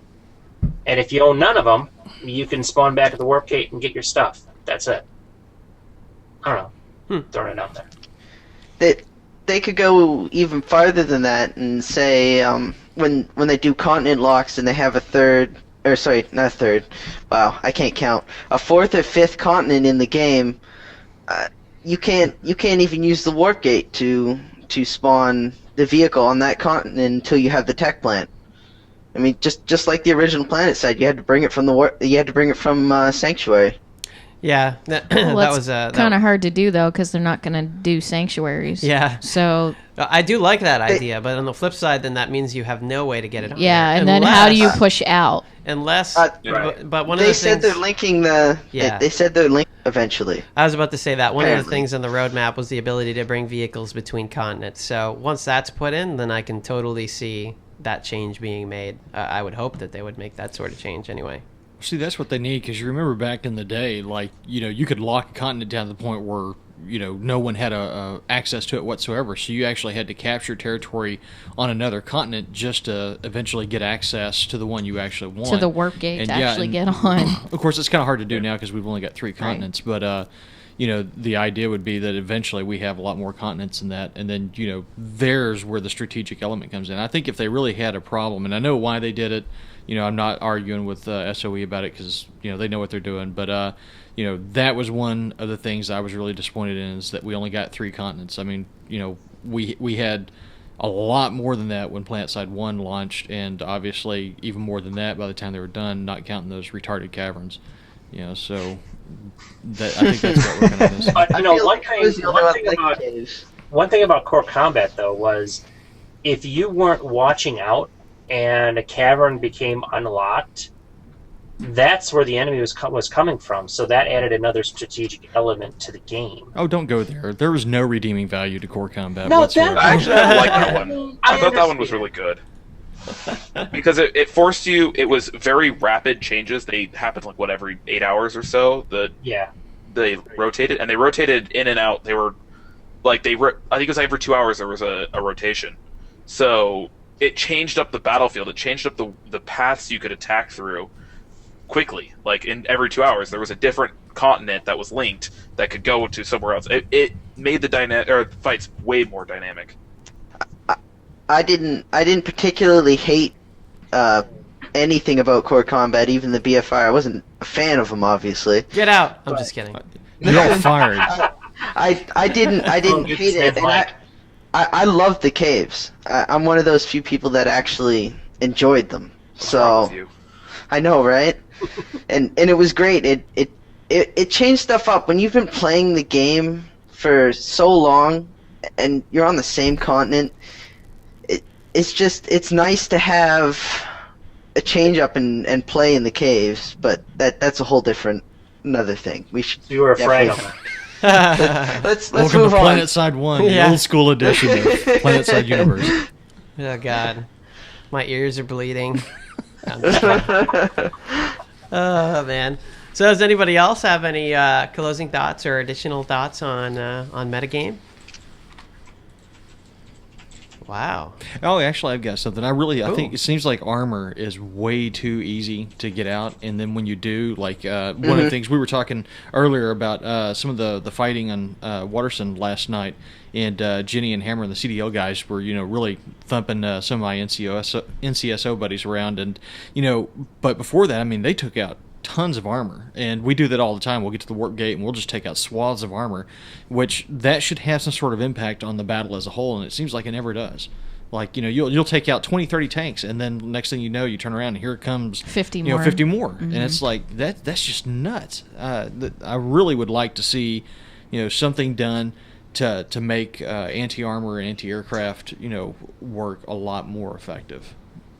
Have a lot more significant impact on the flow of battle. Mm-hmm. What do you think about a reward system for doing well in a vehicle? So, I know there's this sort of passive resource gain while you're playing, which I've never really been a particular fan of, because it allows you to grab a tank, go out into the field, suck with it, not get any kills, die, and then go buy another tank. You don't actually have to play infantry if you don't want to. Mm-hmm. So I could dig that if there was if armor and vehicles in general were a little bit more restrictive. I just think that right now, and I hate saying this because Hammer's going to give me the stink eye, but I mean, so PlanetSide 1 is you had to actually search into armor to actually pull it, and what ended up happening is people who were really good in tanks, were really good in tanks, and you always knew who those people were, and there weren't just a truckload of them. So, getting armor to the battlefield was actually a feat, and it meant something. Now it's several of you guys have talked about being pinned down just by a horde of mag riders outside the spawn room, and that's something that it happened occasionally in the old game, but I don't think it really happened nearly as often as it does now, and it was just because you actually had to work to get there, and it feels like you don't have to work to get those things in PlanetSide 2, and that's and the flip side of that is that whenever the NCSO guys roll out and start blowing the hell out of a whole bunch of armor, it really has no major impact to the flow of the battle at all, which is something I really miss. Yeah, or being an ESF pilot. you shoot down this one really good pilot, Yeah. and he's back in the sky like a minute later. Yeah. It just doesn't feel like you're accomplishing anything major when you take out vehicles. Yeah. It would definitely be awesome because I like to fly. I like to go on tanks. I can pretty much set it up as long as you have enough territory on a continent where you never really have to play infantry at all if you don't want to. And he's back with 20 of his buddies. I that never, fought her either, yeah, as well. I never, when I fly during our ops nights, I'm never grounded. Yeah. I mean, you can tell the pilots that know how to fly, and you can tell the pilots that don't know crap. It's a little easier to get away with sucking on the ground, though. Yeah. Yeah, that's true. Well, it's like your punishment, right? You know, you blow up your nice shiny tank, and now you got to go ground pound for a little while Right. and get blown up by some armor. Right. I mean, I'm not going to say there's no skill involved with driving tanks and stuff, because there definitely is, but it's not quite as difficult as flying around in a Mosquito. Not with HE rounds. Well, yeah. Yeah, that's for sure. Well, you guys... It's like the size of a city block. You kill 5 infantry with one shot. Yeah. Vacuum up kills. I've done. I'm not gonna lie. I've done it a couple times, and like in HE Lightning's amazing. In the Prowler too. I mean, the Prowler. You know, you can kill one guy with every round, so you could just kill the hell out of people. Obviously, they're changing that. Higby mentioned that in their in his game update, but yeah, that thing is crazy. Just go lightning with the speed frame. You don't even have to shoot. You just drive around and run over people. I do that all the time. That's right. That and That's well, fun. since the one of these last updates, you know, and the whatever it is where people start appearing on your screen got better. Before then, you know, you were running people over before they ever even appeared on your screen, so they couldn't even shoot you because they didn't know you were coming. Thump. Yeah. I see that happen a lot when I'm flying a Galaxy now, that even though they've fixed a lot of the render stuff, I still see that when I'm coming in to pick up people for a hot pickup where there's a lot of people around, they don't actually appear until I am literally like 30 feet away from them. Can I bring up a flying gripe that I want fixed? I'll allow it. Bailers. Oh, yeah. Oh, yes. No more bailers. I am getting ripped off, Sony. Every time some little Look at her camera shaking shithead all around. She's angry. bails. And it happens all the time. So I'll get maybe, 100 points for killing the Mossy, or not the Mossy, but the Reaver in this site. But I am losing out on probably 300 plus whatever that guy. And Well, that happened in the original, in the other game named PlanetSide, I should say. Problem with the bailers and stuff. no more And of this. they- Do we not have an they ejection kinda- system? They kind of fixed that with the whole damage. If your Mossy or your Reaver was damaged at some point, you could no longer Yeah. eject. Yeah. I don't know if they have that in the game or not. Do they still Yeah. have the ejection system in the game? Oh, the ejection seat is It's a- still it's in a the simple Yes. bit of code, So I'm right? sorry, but you should not be able to eject out of your Mossy unless you are landed. I've got Landed, unless you're Well, certed. What about, it's a simple bit of code, and I've seen this in other first-person shooters where you can also fly. I think they actually had this in Battlefield 1942, or at least one of the iterations. Is basically if somebody commits suicide and they got shot at any point during that life, the person who shot them gets the kill. So you're chasing down a plane, he crashes because he's trying to lose you through a canyon, you get the kill for it because you hit him before he dies.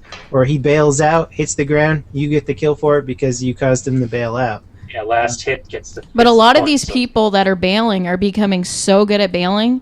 They get close enough to the ground, they jump out, and they survive. And then I circle around and I decimate them because, you know what? I don't care if I go down, I'm killing you. Well, the worst thing that I've seen so far, and I've seen it a few times, but not as, I mean, I constantly see people bail when they get damaged to the point where they know they're going to lose, they jump out. I'm in agreement that unless you pay for that stupid ejection seat, you shouldn't be able to eject from the aircraft at all. Does anybody get that thing? I don't think so, because why would you, right? I use it for transport. I'm not even kidding. I use a Mosquito for transport. I use the ejection seat, and if someone's chasing me, I'm not looking for a fight to begin with, so I'll decon before I hit the ground. Yeah, that was the other thing I was about to say. Is I've seen people doing that. I've seen people actually deconstructing their Mosquito.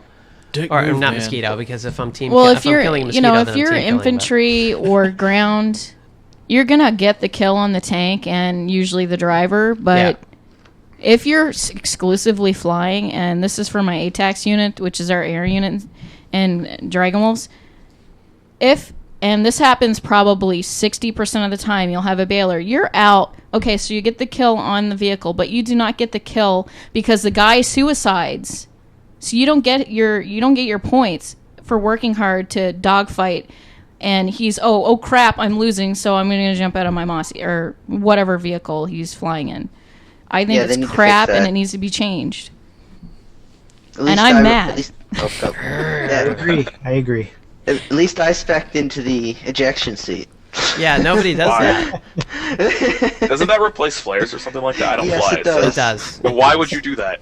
Because I don't fly. I use it to get from point A to point B. Get out. That's it. Higby agrees with you. Thank you. Yay. It's crap, and I am just honestly, I will turn around, and I don't care if I get shot down. I will kill that person. And she'll do it, and I've seen her do it. And she gets mad when she does it, which makes it even more awesome. You think the desk is shaking now? Oh. Yeah, just follow her. Just follow her stream one day. You show all of a sudden you hear Baylor.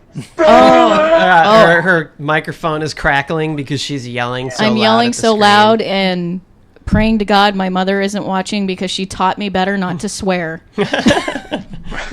What about if, like, the video where the guy pulls up and then bails and turns around with the rocket and shoots the guy who's like following him? Does that count as bailing, or is that just tactical? No, and then gets back in because that was pretty awesome. So you hate it too, Higby? This is the question. You hate it too. Is it going to be fixed? Yeah, fix it. Hating it is one thing. Fixing it is another. Anyways, rant off. Well, if he hates it, then that means that they're probably going to look into it, or are looking into it. So that's a good thing. We've totally gone off topic, but that's okay. That's what the show's for, is to talk about stuff. Yeah, at least we're not talking about PlanetSide. Wait, what? What are we talking about? Give me the power, and I will fix everything. I will make it all right. She will learn to code, and she will fix it all. No. No. Okay. I'll just take Griffin with me. I don't think Griffin codes that way. I think he's. I don't think he codes in that particular language. The language of games. Okay, I'm good. Oh, I'm sorry. I'm totally just rambling now. All right, so let's move on to the next topic. And that would be the dreaded and much talked about eSports in PlanetSide 2. So, I've done a video on this, and I think I've pretty much covered everything that I have to say about it. I don't know if everybody here has seen it or not, but essentially...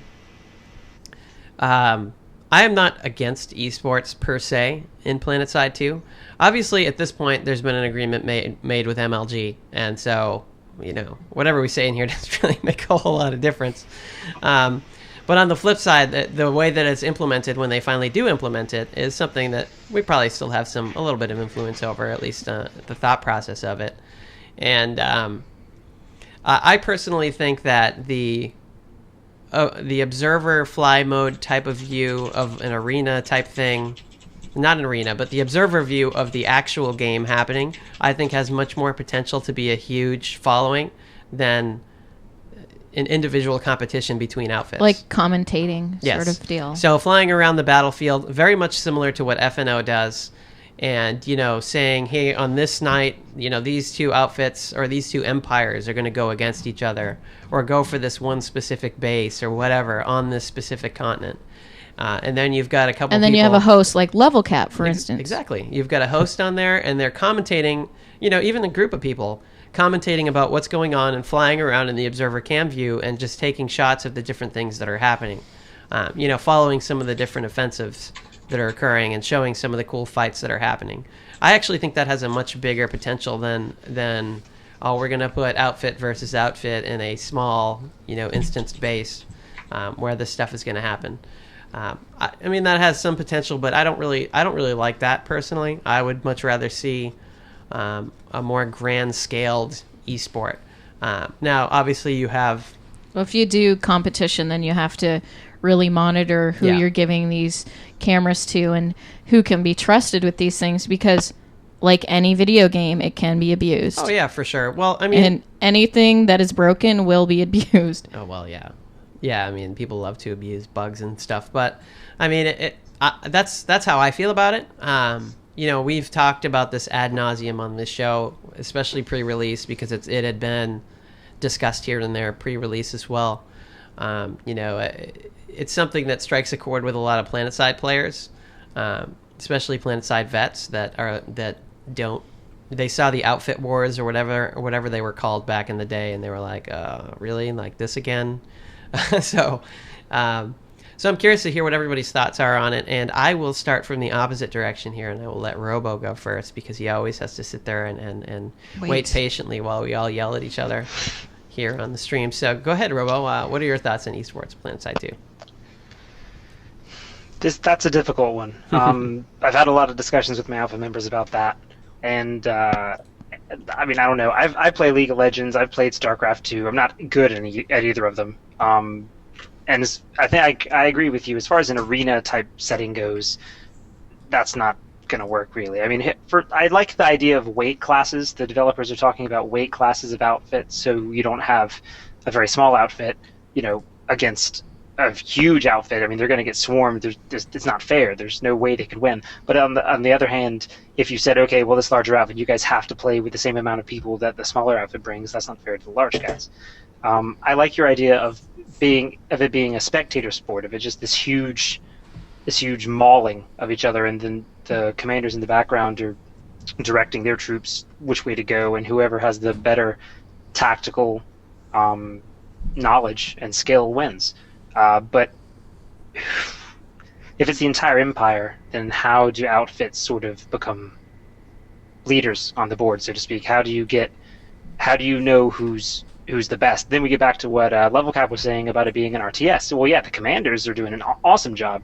They're sending all the pawns across the board and killing people. But I mean, it's a weird situation. I'm interested to see what they're going to do with it. I think maybe another map. Something my guys probably want me to mention is that we had this ridiculous idea of like an island map, where not like the battle islands, but it's just a small map that has 10 or 12 different small islands. Each one has a base or two on it, and then you have to attack the islands. At the end of the game, whoever controls the most islands or the most bases wins. They'd have to put naval combat in for that, obviously. Hint: put naval combat in.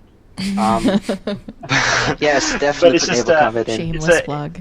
There are a lot of ways they could do it, and I don't really have answers for this because I'm not an expert on esports at all. So I'm just going to say I'm looking forward to seeing what they're going to do with it. I definitely think it'll be a cool addition to the game. All right. Okay, let's go ahead and move on to Chinchy. Yay, you got my name right. Go ahead. I'm on the opposite side of the spectrum. I would really like to see esports get into this game, mostly because I played a lot of 1.6 and Source. And I'm not going into Go competitively, but I play it occasionally. I think that you need a controlled environment to have an esport. You need a controlled environment to have an esport environment. If there's no control over the battlefield, then it's just going to be a big joke.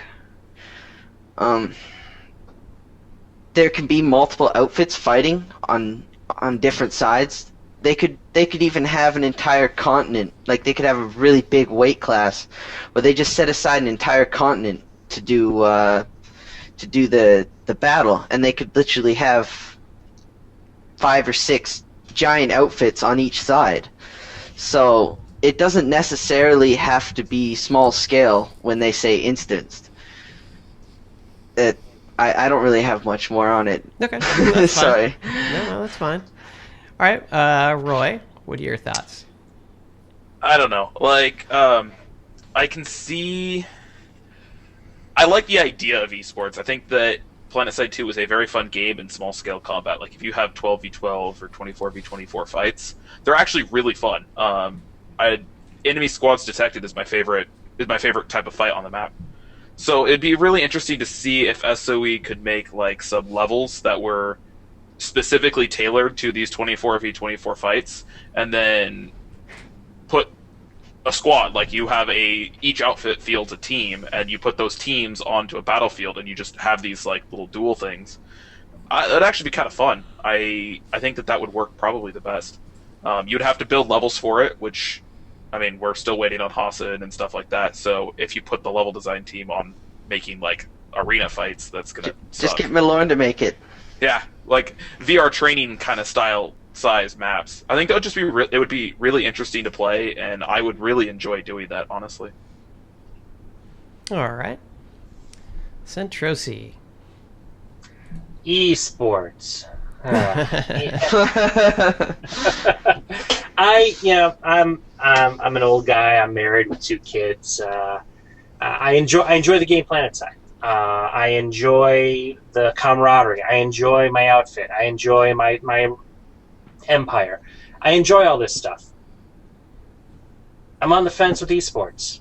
I could see an appeal to the younger generation of gamers who have grown up with the Battlefields and the Call of Duties and the Black Ops and all that other stuff. I could see that. I could see their appeal. But from what I'm hearing, it's going to be small squad, 16 versus 16, 12 versus 12, 24 versus 24. The slogan for PlanetSide is size always matters. And that's where esports kind of starts to split off.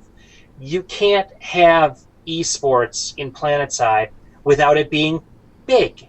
It's got to be huge. It's got to include multiple outfits or multiple teams, however you want to do it. It's got to include all 3 empires. It's got to be almost a clone of a continent, let's say of Amerish, that you put off to the side, and once a month you have a rolling lottery, and suddenly it's NCSO represents the NC. It's Black Widow Company represents the Terran Republic.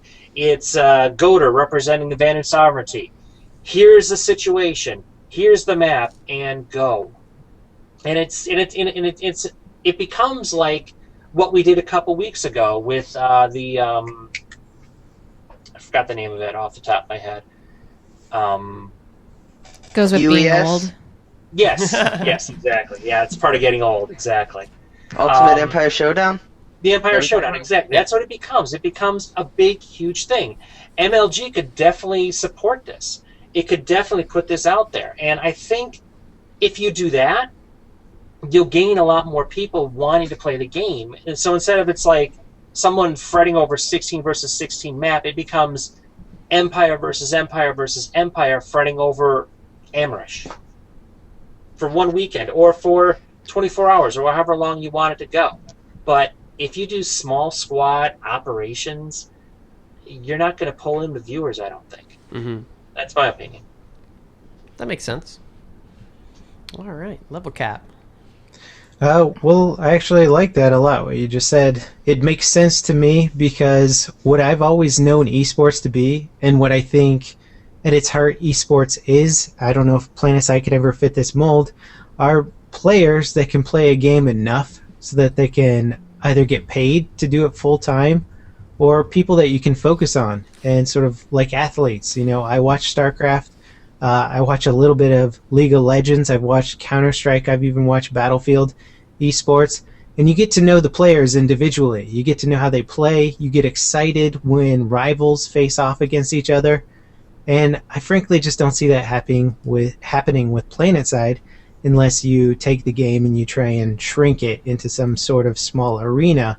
And honestly, I don't think that's what PlanetSide's really made for. I don't think it'll really fare too well in a small arena, because then it's got to go up against every other tactical shooter that's already doing that. So it's like, why play PlanetSide? You no longer have the size matters aspect, which makes the game special. It now becomes kind of generic.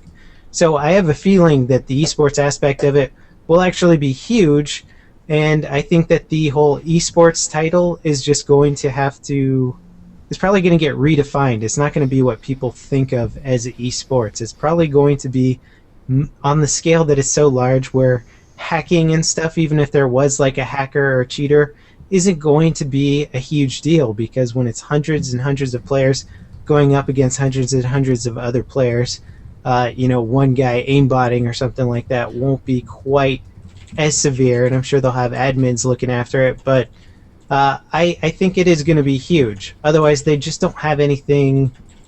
It's not going to be that interesting, right? It's either size matters or you're just making another tactical FPS. Exactly. And then you brought up a great point about it, PlanetSide having to battle against the Call of Duties, the the Counter Strikes, all the games that we've known and loved over the years. You're going to have that, and if you want to separate yourself from the pack, you have to do something different. You have to bring large-scale combat into esports. Now, would it be qualified as being esports then? Would it be massive multiplayer online sports? I don't know. But you may have to redefine that whole genre. Just like everyone did with the original. You redefined a genre. You reinvigorated the genre. Up until last year, what did FPS players have to look forward to? A 16 versus 16 map. PlanetSide 2 is announced, and suddenly it's thousands upon thousands upon thousands, a 3-empire showdown over a continent. That gets my blood boiling. To be quite honest with you, that's what you need in this game if you want to make esports something that PlanetSide can be known for. Yeah, and my one concern in that area is that traditionally esports and like those giant StarCraft tournaments and those giant League of Legends tournaments that we watch, the players are actually getting paid to play those games full time. Mm-hmm. So they can achieve a skill level that is very hard to achieve in any other game, because you can literally just play the game 8 hours, 10 hours a day, every single day, and that's your job. I worry that might not be as big of a player in PlanetSide, or in that it'll be harder to focus on individual players. So I see that as a challenge, but I'm also curious to see how they approach that aspect of not having individuals to focus on as much. Well, but then to your point about having the game being focused on individuals, PlanetSide isn't focused on individuals. It's focused on team play, on teamwork. At least that's what I believe it should be. So at that point, you're not following a particular athlete, or you're following a particular esports guy. You're following an outfit. Much like, you follow professional football. You're a fan of the Green Bay Packers. You're a fan of the New England Patriots. Mm-hmm. You may not know everybody in that team. You know the stars, and much be the same way with the stars of the outfits. You'll know Rico from his outfit. You'll know Jen from CDL. You'll know these people, but you'll also know the team that they play with. I think another big issue there is also spectators being able to follow that. If you have a large-scale battle, you start to lose some of the, an outfit, your camera can be focused on one end of the continent, and then somebody somewhere else can go take a tech plant, which completely throws off the attack that the other side of the continent is happening, or is like, you're relying on your mag riders, and somebody take another side of the continent that the camera isn't focusing on takes your tech plant. You don't have mag riders anymore. You're reliant on the commentators to say, oh, well, they lost their tech plant, but that might have been a pitched battle that you completely missed. Right. Mm-hmm. Right. So I think large-scale combat does have that huge flaw. But there, you've got the commentator. They should be basically focused on the map, saying, "Okay, suddenly now we've got this pivotal, armor versus armor battle happening up north. Let's switch over there." And on top of that, they could have. Oh, sorry, go ahead. On top of that, they could also have different observer cams set up around at the major bases for certain things like that, and they could just snap to them, and it would show them taking the tech plant. And get your sideline reporters too. Yeah, but major important things may be happening at the same time. So it's like, which one do you pick? Do you pick the attack on the tech plant, or do you pick this massive armor battle pushing in on the other side of the continent? Like, which one is better? Right. That's the power of Twitch. You have both. Yeah. It seems like key moments are going to be really important too. Like every sport or esport sort of has these big plays, these big events and moments. And I think that's going to be something that the devs are really going to have to look into also, is like, what could be something that all of a sudden we could pivotably switch to and be like, oh my god, they're almost going to take this, or they're going to flank around behind, or something like that. Like, also, if you have your sports stars or your stars on the team, you got to have a way to focus in on them and see what they're doing specifically, and actually be able to zoom in on the individual aspects of the combat and not just the grand scale of things. Like, a giant tank battle is cool to look at, but in terms of excitement of like who's winning, who's doing what, you're going to have to get in there on the individuals and focus on key plays of like a light assault C4ing a critical sunder or something like that. That could be an interesting or a big play. On top of the money aspect of it, I understand you can't pay you could pay 200 people, but it would be all like $1 each. So what you could have is you could have a core group, like the stars of the play. I know it sounds unfair, but the players would have to sort it out amongst themselves. Is you'd have the star players that would show up to the events, foot their fee for actually flying up there, driving up there, and they would be the ones that get paid. Let's say, what's a normal team now? 10 at most. 5 usually. 5, yeah, 5. So in this, it'd be 10 probably, or something along the lines of that. And the 10 people that show up, they're the stars of the team. They're the ones sitting under the ridiculous heat lamps that give you sunburn, and they would be the ones that get paid. Everyone else, in-game money. Seriously. I think most of the money for esports right now comes from the tournaments, not from actual salaries. I'm a big follower of the Dota scene, and I think there's 2 teams total that have salaries, and they're both Chinese. That's what I'm saying, though. The people that show up to the tournament should get the prize money. Yeah. That's what I'm saying. Who's next? Everybody's just like, huh? Sorry, I've got Wait about for Hamma to 70. say something now. Hi, guys. How's everybody doing? Just Hi. kidding. So, Rico didn't get a chance to say anything yet. It's his turn. Well, man, esports, that's a complicated subject, isn't it? I mean, I guess we all know what SOE's trying to do here. They're trying to take the game to a new audience, try to get some more people interested in the game. And I think we can all applaud that because, I mean, obviously the more exposure PlanetSide gets, the better it is for all of us. I think Hamma did a great video about, where he thought that was going, or no, it wasn't a video. I think it was actually a post or something. Whatever it was. I remember you had talked at some length about where you thought esports was going and why, there were some good reasons we should consider it possibly a good thing. And I agree. But I think the issue is that PlanetSide is not really built like the typical game that you would run esports from, and I think that this is one of those situations. Without going into a huge lot of detail, Gabe Newell is the managing director at Valve, and he's a industry genius. I mean, the guy has learned how to make money from player created hats in Team Fortress 2, which is just ridiculous. We don't need hats. No, you don't. But if you can make we need the commissar hat. That's it. If you can make a good hat, though, I mean, you can just make a killing at it. And that was one of the things that Valve is kind of pioneering, is player-generated content and player-generated revenue and stuff like that.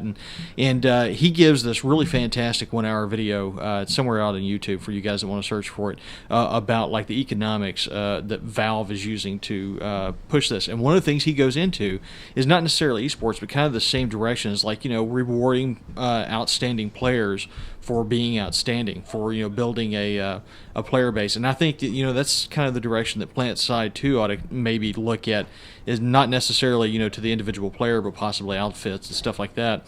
And to that direction, I think we're kind of going about this a little bit wrong. We keep trying to stream these events live, like it's live broadcast coverage of this awesome epic battle that's going on. But you guys nailed it. I mean, the problem with PlanetSide is the battle is just too large. It's too epic for you to go through and cover it live and expect to see stuff. A prime example was one of the Friday Night Ops that they had the other night. Was this great battle on Waterson, and NCSO was Jaeger's Crossing or something. I mean, just demolishing the VS as they came across that river there, and we held that against overwhelming odds for about 30 minutes. And then just as the F&O guys rolled over to look at it, we finally were kind of steamrolled under. And it's like, oh, hey, look, there's not much of a fight here. Well, it's like, because you freaking missed it.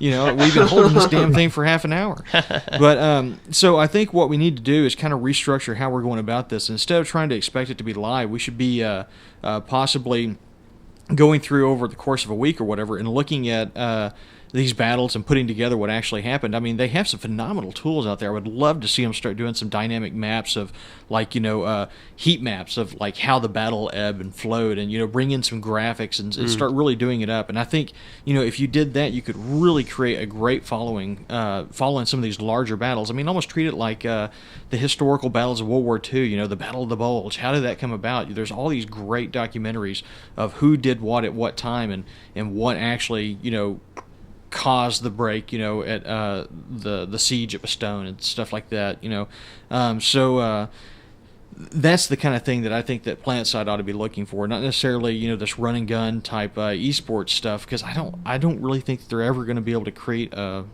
map or a situation where that makes sense in the PlanetSide, dynamic. That's not PlanetSide. But I think you could go the other way and do those slightly more complex, and not necessarily live. Go back and review some of these battles and say, this is what happened, this is why this battle went that way. And not only would we learn, get a lot of great strategic value out of it, but I think it would just be absolutely fascinating. And anyone who's a fan of this type of game would really dig it, I think. So funny you would... Oh, so go. No. Go ahead. I am doing something right now, so please. Oh, okay. Be my guest. Funny you would say heat map. You could almost give the not the streamer, sorry, the showcaster access to a real-time heat map of what is going on during, let's say it's a tournament. That would give him the ability to see where the hot spots are and move his camera to where it needs to be moved and showcase the big battles. Well, only if it's hot for a protracted amount of time. I mean, the problem you're going to run into is, especially if they go the direction a lot of us would like, which is, creating more of that strategic gameplay through either lattices or making it so that smaller groups can have serious impact on rear bases and stuff like that, which, I really, really would love to see, Matt. But if they go that route, there may not be anything on a heat map, or if, like NCSO a couple times, we've gone in and just completely demolished a base and capped it like end to end in like 15 minutes just by blowing all the gens and having everything pre-positioned, rolling in mass and clearing out what's there. And I mean, a lot of times we can clear a base in whatever it takes to cap it, like 15 minutes or whatever. I mean, depending on the base, I mean, we can really just hammer it. And sometimes that can be the linchpin that seals a victory. I can't count how many times we've cut the other empires off the warp gate just by a really fast, rapid maneuver, and that would never show up on a heat map. And I think that's the problem you have. But you could always go back after the fact and say, holy crap, how did they lose all their resources? Oh, hey, look, they just got cut off. How did that happen? Let's rewind it and step back and see how that came about. And then you draw all that up, and if you have a few folks out with those spy cams or whatever, watching different quadrants of the map, you might be able to really see some phenomenal stuff. That's just the way I would go. I think it's too big to ever do real time. I don't think that's possible. So, well, one thing you could definitely do though in that instance, because we all know if they do a big huge map with multiple outfits, multiple teams on there, you could embed your quote-unquote sideline reporters in with the outfit as they're coming through, and then the outfit or the sideline reporter has access to maybe the director and say, hey, there's a big battle happening here, you may want to switch over to this one. So I'm going to interrupt because it's my show, and that's what I'm allowed to do. So Higby is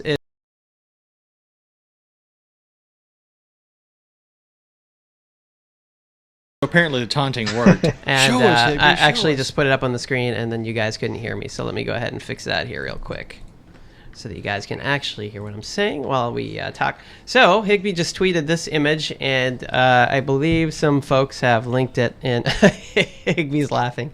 In the middle of our stream, he posted fancy stuff for us all to see. So he just said that this is something that Malorn and Xander Klaus are working on right now. And I'm not entirely sure what's going on there, but it looks pretty cool. It looks like they would do like a lattice link. Well, there's more hexes now, so there's more detail, obviously. So I would say it looks like a lattice. Right? Yeah, it looks like a lattice combat link. flow It's Yeah. combat flow is what it is. It's combat And I like yeah. it. So basically, it looks like you would have to fight down that road and capture base after base on that road, as opposed Check to out Tarwitch. going around. Look at that. It's like 7 Completely capture points. He for retweets it, and Tarwitch. everyone's like, "What in the hell is this?" Everybody's like, "What is this? It's time to speculate." Now you can watch us speculate here live. That looks on the, awesome. I also like how Red Ridge and the Mesa or the landing pad thing. I forget what it's called. They aren't connected in the lower Yeah, right the corner. Skydock. Yeah, the Skydock. Scarred Mesa Skydock. That's what it's called. I like how they're not connected.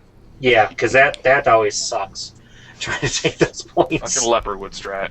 So, yeah. All right. This looks good. Only Can on we have AGN. this now? Yeah, can we go ahead and put this in like now? I'll take So, it. I'm curious, Higby, are we close to what it actually is, or are we way off? It's probably a ways off since they haven't actually mentioned it until we started complaining right now. Well, I mean, like our guessing of what this actually means. Is what Yeah. I'm saying. Everybody's waiting patiently. Very, very early, he said. Waiting. So it sounds like, yeah, it probably is like some basically concept type of stuff that they're throwing together, probably on a map or on graphics or some sort. But it certainly looks pretty interesting. It would be fun to play around with that. That's for damn sure. You know, not just to toot SOE's So horns. the hex system is pretty much gone. So Well, Sort no, of. there's more The hex is hexes. still there. The hexes are back. well, They're still micro hexes, yeah. But Yeah. instead of these gigantic hexes where it's like a base next to a gigantic hill, but the whole hill is Okay. part of the capture zone, which doesn't make sense. It's like It's almost now just like the you have to bases. take bases in order. So it's not that early, he said. So this is in game, in some sort of development server. So it's not as early as a Photoshop. So that's a good sign. Because that would be really early. But yeah, this is I shall. Document on a napkin. I think we just named this microhex live here on the air, and we'll call it that from here on out. That's impressive, though. PlanetSide 2 with microhex system. Yeah, that's Copyright that. The very- flow of combat's going to be excellent. I mean, now when you capture Tarwitch Tech Plant, you're not going to be like, well, I've got 10 different directions to go. I hope I picked the right one. It's going to be like, all right, well, there's like 3 channels to go and we own 2 of them, so there's only one real alternative. I'm kind of worried though because like the game kind of has issues with large fights, and this kind of seems to funnel people into these really large areas where render distance goes to hell. So Yeah, but I'm that's what worried about PlanetSide's that. about. But Yeah, that's certainly a concern. That's definitely a valid concern considering what we've all seen. I tell you So, what's yeah, cool I about mean, it though is that SOE, has heard players bitching about it, and they're actually doing something. I mean, I don't know about you guys, but I've played a lot of games out there where you never even see anything remotely like this from the devs. So props to Higby and those guys. Sorry. Kiss that.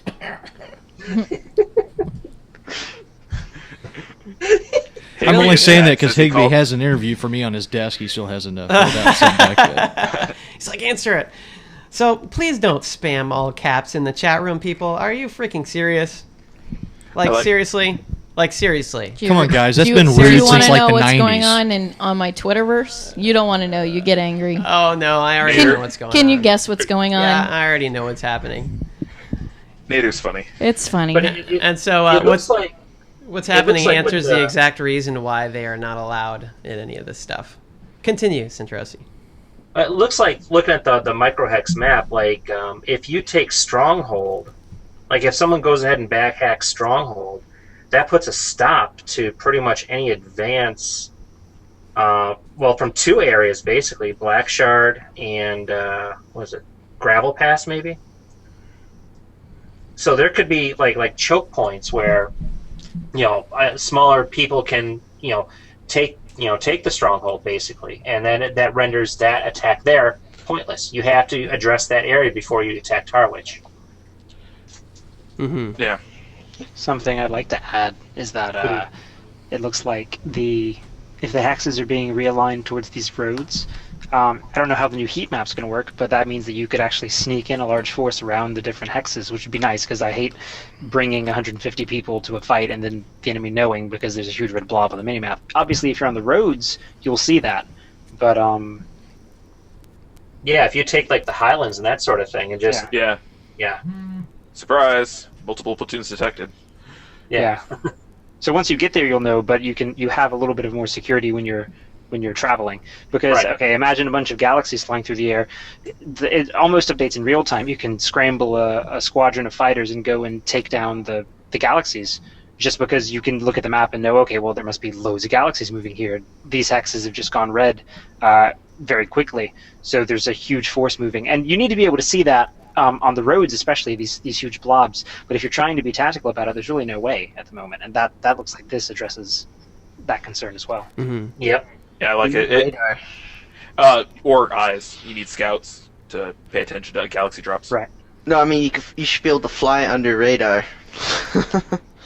If you fly low enough, it doesn't pick you up on the heat map. So Higby has succeeded in derailing the entire show, which I will allow in this particular case, because that's a pretty awesome little tidbit right there that's going to create a lot of discussion. So that's a cool thing to see, for sure. I would play that game. I would definitely try that out. We did. I think it was called PlanetSide 1. Oh. Here we go again. There goes Rika. Anyway, all right. Has everybody kind of had their thoughts out on esports at this point? I know we're kind of. Well, we're only on what? We only have a couple more things, really. We don't necessarily have to talk about The some of them, 6-month so. plan one could take a while. Well, we've already kind of talked about it a little bit, and that's kind of the Not next enough. one that's up on the agenda. What? So No more bailers. I don't want to talk about the Sorry. whole 6-month plan and everything that's on it. That's not what the objective was. I'm just curious Key points. if you guys interests. have specific things on that list that you're interested in or are waiting for, or some things on there that maybe you think are stupid. Yeah. Go ahead. No, Unless absolutely. it's been removed, no crates, please. Don't do that. No please. Crates Crates with keys. with keys. Oh, please oh, don't. Oh. Oh, yeah. Put some overpowered guns in the game that we can buy instead. At least I can buy those and Yeah. know what I'm getting. Like, I'd actually please, prefer crates over overpowered guns, honestly. no crates. No That's all I crates. gotta say. Overpowered No crates. Random. Overpowered crates. You know, you're I'll out be there. able to kill them with the crates. You're out there fighting, you're fighting over Towerwitch or something, and you see a treasure chest over there, and you're like, I have got to go open that treasure chest right now and find out, oh crap, my lockpicking isn't high enough. I can't open that treasure chest, and then you get shot. No, I don't want any of that stuff. in the game Skyrim either. side. Yeah, Skyrim side. Anyway, so let's go ahead and I'll just go down the list like I've been doing, and we'll just kind of take it from there, and we'll just kind of see where that goes. So I will start on the opposite direction again, and I think Rico knows what this means. It means that he's up first. Oh, well, as far as 6-month plan, no, I mean, nothing really stands out. I actually, contrary to a couple of comments earlier, I actually like the idea that they keep coming out with new guns and stuff, because I like that that's a real great revenue generation tactic. And so far, it feels like, they've been pretty good about keeping the guns fairly balanced. I know the SMGs for the infiltrators was, to a lot of people, that was kind of OP initially, but I think that's kind of starting to settle out. I think one of the smartest moves they're making, and what I really like a lot, are the extra customization slots to the vehicles. I mean, it has like zero impact to gameplay, but we all know people will spend crap tons of money. I mean, the first thing I bought was Underglow for my Sunday, because blue Underglow, you just can't beat that. By the way, I would love to be able to turn the Underglow on and the headlights off, by the way. Yes. But I mean, that's great, because that's the sort of thing that's going to generate revenue for the game and help keep this awesome game running, and at the same time not impact the stability or power. So I mean, anytime you can create new cosmetic stuff like that, I say go for it. People love it, and it sells. Mm-hmm. Commissar hat. Yeah, Commissar hat. Yes, That's coming. Well, it's in concept stage anyway, but I'm sure we'll probably see it. We've seen those concept screenshots of it the past week or so, I think. All right. So next up is LevelCap. All right, so 6-month road plan. I'm really looking forward to. What was I looking forward to? Well, I can tell you the light assault dual wielding concept was something that kind of scared me a little bit. Whenever I think of dual wielding, I think of Call of Duty, and that just scares me. It makes me think non-tactical. Kimbo shotguns. Yeah. So I will say I'm a little bit frightened by that, but we'll see. We'll see how that works its way into PlanetSide.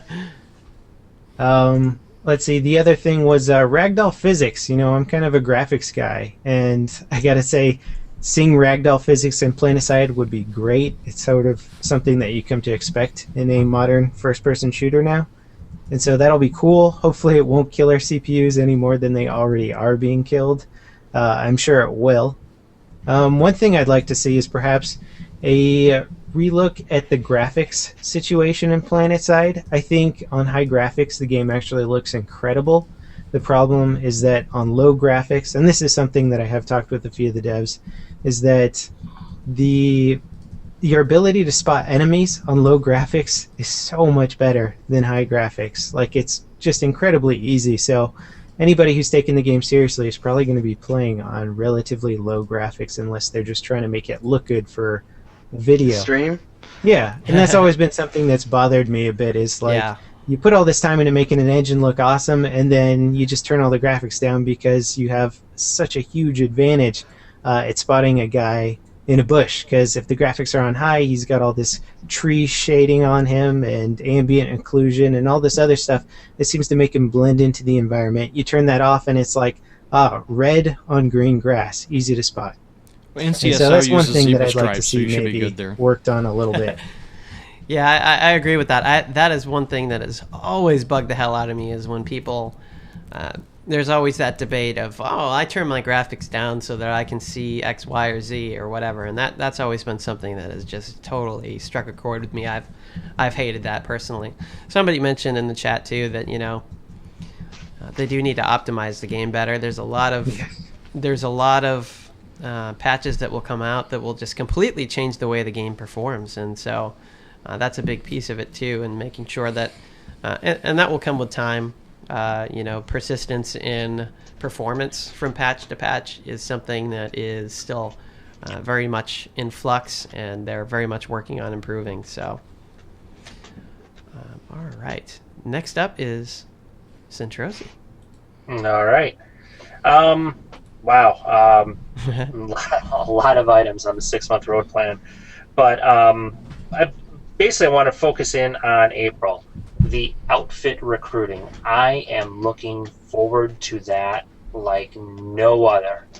It is tough to find people in this game who A, want to apply to an outfit, and B, want to follow their application process through. The Dragwolves have kind of, it's probably the same for everyone's outfit here. You basically apply on the forums, we grant you access, and then you play with us for 30 days. At the end of the 30 days, we vote whether you're in or out. That seems to be like the SOP for most outfits. But recruiting in-game is so hard. We've had open squad nights on Friday nights, and just trying to get those people over to our TeamSpeak server, something that's simple to do in and of itself, is a pain in the ass. So anything that promotes outfit recruiting, I am behind 110%. Moving down a little bit, getting into, where was it? I believe June, the new vehicle buggy. I have missed my Marauder for such a long time. I want my little redneck Jeep back. I want it back so bad.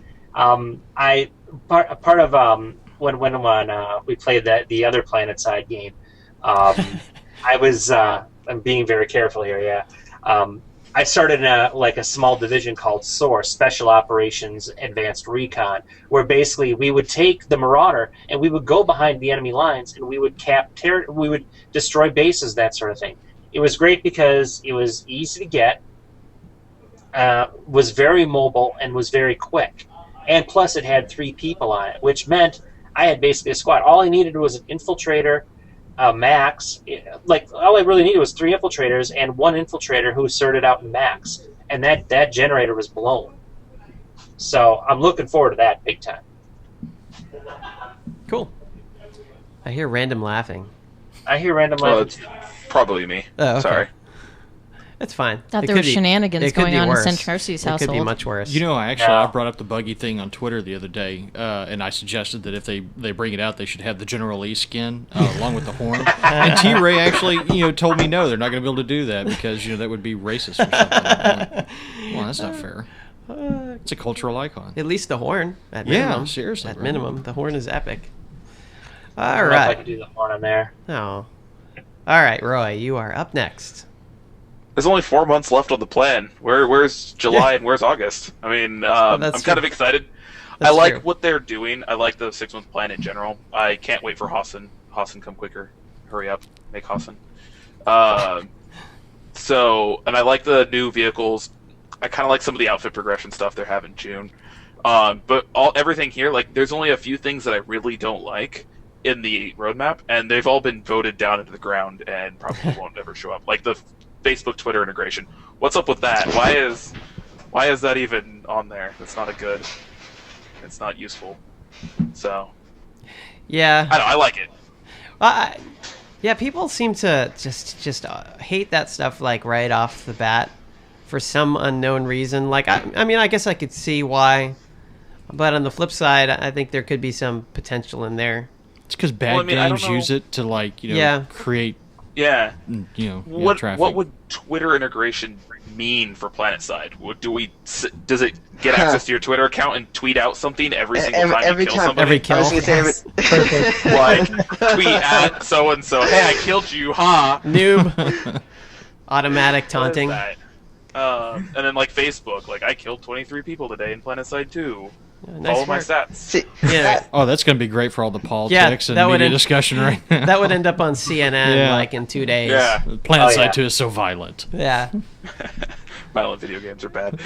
Come see the violence inherent in the system. I would like to see those as long as they weren't obnoxious. I wouldn't mind seeing some social integration of some sort. It'll be voted down because for some reason people just hate that right off the bat. Like you're going to be forced into it or something, I think people think. I don't know. I don't know what people think. It's so I voted it down because it just sounded stupid. Like, there's nothing good beneficial that can really come from this. No, there isn't really. I mean, Higby said screenshots and that kind of thing in chat. So. Yeah, that could make sense, but then you could just like upload them to Steam and have Steam auto tweet. Yeah, but this is quicker, I guess, because I'm not playing it on Steam. So that's true. Yeah, I mean, let's just make it every single kill you get. Let's make it a screenshot. I shouldn't really say anything. Our PSUcom feed Twitter account just spams out stuff all day. I don't know if any of you guys follow that or not, but every time somebody creates a thread, any type of media is uploaded, anything that happens gets pushed out to that Twitter account. So, but that's also nice because then you can pick and choose what you want to read. Yeah, I suppose. And it's like, I've read that thread. Well, we before. tell people that they have to prepare to be spammed if they're gonna actually follow that account. So. All right, sorry, off topic as always. Chinchy, you're up next, sir. What was the question again? What are we talking about? Oh, 6-month plan.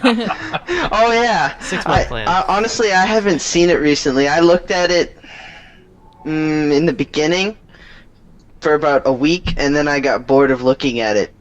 So, If something has changed and I'm talking about it, please just stop me and tell me. I am looking forward to the buggies a little bit more than the flash upgrade. Only because I like the buggies. I want my Marauder back. I'm with I'm with you on that one. I want the Marauder. I really want it to look like a pickup truck again. I think it was epic. Yeah. I don't have a whole... Oh, wow. Apparently I'm not here. Hold on. Sorry. You're not? That's what it said. It was trying to kick me out. Google Hangouts are you still there? It's done that in the middle of streams before, and I had to mouse over onto the live window stream and hit yes, I'm still here, which is awesome. Yeah, that was Continue, weird. I'm sorry. Yeah. I don't have a lot to say about the 6-month plan, so no crates. That's my main thing. No crates, please. Hey guys, I think that's a chest over there. I wonder if there's a good weapon in it. I'll use C4 to blow it up. But the C4 has to be directly in the center of the box to work. Yeah. Oh, sorry. That's another Okay, gripe. all right, yeah, Continue. While you're under fire. All right, Robo. What did you do you're to up my next. C4? Continue, Robo. Robo. Well, first, a big +1 to outfit recruiting and more in-game outfit tools. I think we've already seen some of the devs and say that they're working on that. Awesome. I'm really excited about buggies. All of my tank and vehicle guys in Goater have been just begging for buggies since the start, or two-man tanks. We'll get away from the tank thing, though. We don't want to bring that up. But buggies especially, we are so excited for that. When T-Ray tweeted that Hummer-looking thing, we were really excited. So that's probably, as a whole, the outfit recruiting thing and the buggies are definitely on my top 2, or my top whatever it needs to be list. I wanted to mention just for a sec, though, a couple of things to the cert system. I like the cert system. I like it a lot. I like how it's you get diminishing returns as you go up, or I guess you have to pay more for the same as you go up to make it more balanced. But there are a couple of things on the tree that seem like it could be broken apart. So, and actually, I had a couple of threads on PSU and was shocked to have overwhelming support and nobody disagreeing with me in those threads at all in the first few pages. The only one that I remember at the moment is a change between suit mods and armor. And so the idea behind this is that you break apart the cert tree and you have one cert tree for things like additional ammo, additional grenade, additional rocket, and the things like nano weave, flak, shield regen. And you'd have to make it balanced, obviously. I'm not saying you could do it like it is right now, but that's something that could be split apart. I think you should have a countermeasure slot on your vehicles. I don't think it should be defense and utility. I think there could be one more slot that's specifically for things like flares and IR smoke, because you almost have to have IR smoke and flares. How are you going to play without those when everyone has a lock-on missile? I think things like Mine Guard, you have to have Mine Guard in this situation where everyone has mines. It's the game, and this is metagame, this evolved where people are doing these things that control gameplay, and you have to counter them or you're going to die very, very quickly. So give us more options to use the other certs, because honestly, I don't think I've ever seen Prox Radar on some vehicles because they have to have Mine Guard and flares. I think you could split apart some of the cert trees. Yeah, I agree with you on that. There, I've always felt stupid having to pick ammo over like armor. It's like, do I want to live longer or do I want to have more bullets? It seemed like such a silly trade-off, and it feels like you could put C4 and ammo into the same category. Like, why couldn't you replace one stick of C4 with 2 extra magazines? I mean, it seems to make sense to me, but I'm trading off between shield regen or armor or flak armor and ammo. I've never liked that trade-off there. Yeah, it sounds almost like they're asking for, I don't know, an inventory system where you could just put whatever you wanted. Damn it. Make this game Diablo. Oh, man, you guys... I was just going to touch on a couple of things Higby said in the chat for those of you who aren't watching it. He said one of the things that they had in mind for Facebook integration that probably won't happen at this point was when you logged into the game, you could log into Facebook and then it would show you the different servers that your friends were playing on and things like that. That was some of the stuff that they were thinking about doing. And then he trolled the chat, and I feel that this deserves some recognition live on the stream, and said, what's the percentage of people that you think play through Steam? And a bunch of people guessed percentages, and he was like, well, one of you were right. And then that's where it ended. Nice. Damn it, Higby. Oh, man. Classic. All right, so does anybody else have any more thoughts on the 6-month plan? We're a little over our 2 hours now, but that's fine. Just a couple good old boys. Never mean no harm. Nice. That's all I can say. No more thoughts? All right, awesome. No. So the other thing I had on here was the VR training area, but I don't know necessarily that we have to really talk about it. Does anybody have any comments on what they saw last night on F&O or the screen? Sentrosi's raising his hand. It's like school. It's like school all over. I got it. Ooh, me. Pick me. You may speak, Sentrosi. I may speak. Go ahead. Thank you. Well, basically, what I love seeing the VR the VR training area. But I posted this up on our I think I put it up on Twitter, and I put it up on our internal CDL page. What I'd love to see with the VR training area is that it gives squads and outfits a training area where the entire squad or outfit could go into an instanced combat-like area and do simple things like room clearing or just tactics, in-game tactics that we could use while in-game, while using all the weapons that are available, much like the VR training area was in the original PlanetSide 1. That's what I would love to see with the VR training area. Cool. Anybody else have any thoughts on that? I like the VR training idea. I think it's... Yeah, all right, I rose my hand. I think it's like... Arkfalt's going to laugh at this. On my stats page, he's like the number 2 or number 3 person I've killed in the game. Arkfalt is one of the officers in TESS. He's on the same faction as me. So I kill him a lot because we're always testing weapons. So it's really nice to have somewhere to test weapons at, and the VR training looks amazing. Like, just the level design of the entire... There's like that ridge, there's that tower, there's a bunch of like rocks and stuff that are really cool. It would be really interesting to fight over. I think they should kind of work on areas of Indar or create a continent with that kind of style. It looks amazing. I can add something. I'd really like to see the ability to. I know I could just swap to. Oh, is my screen blurry?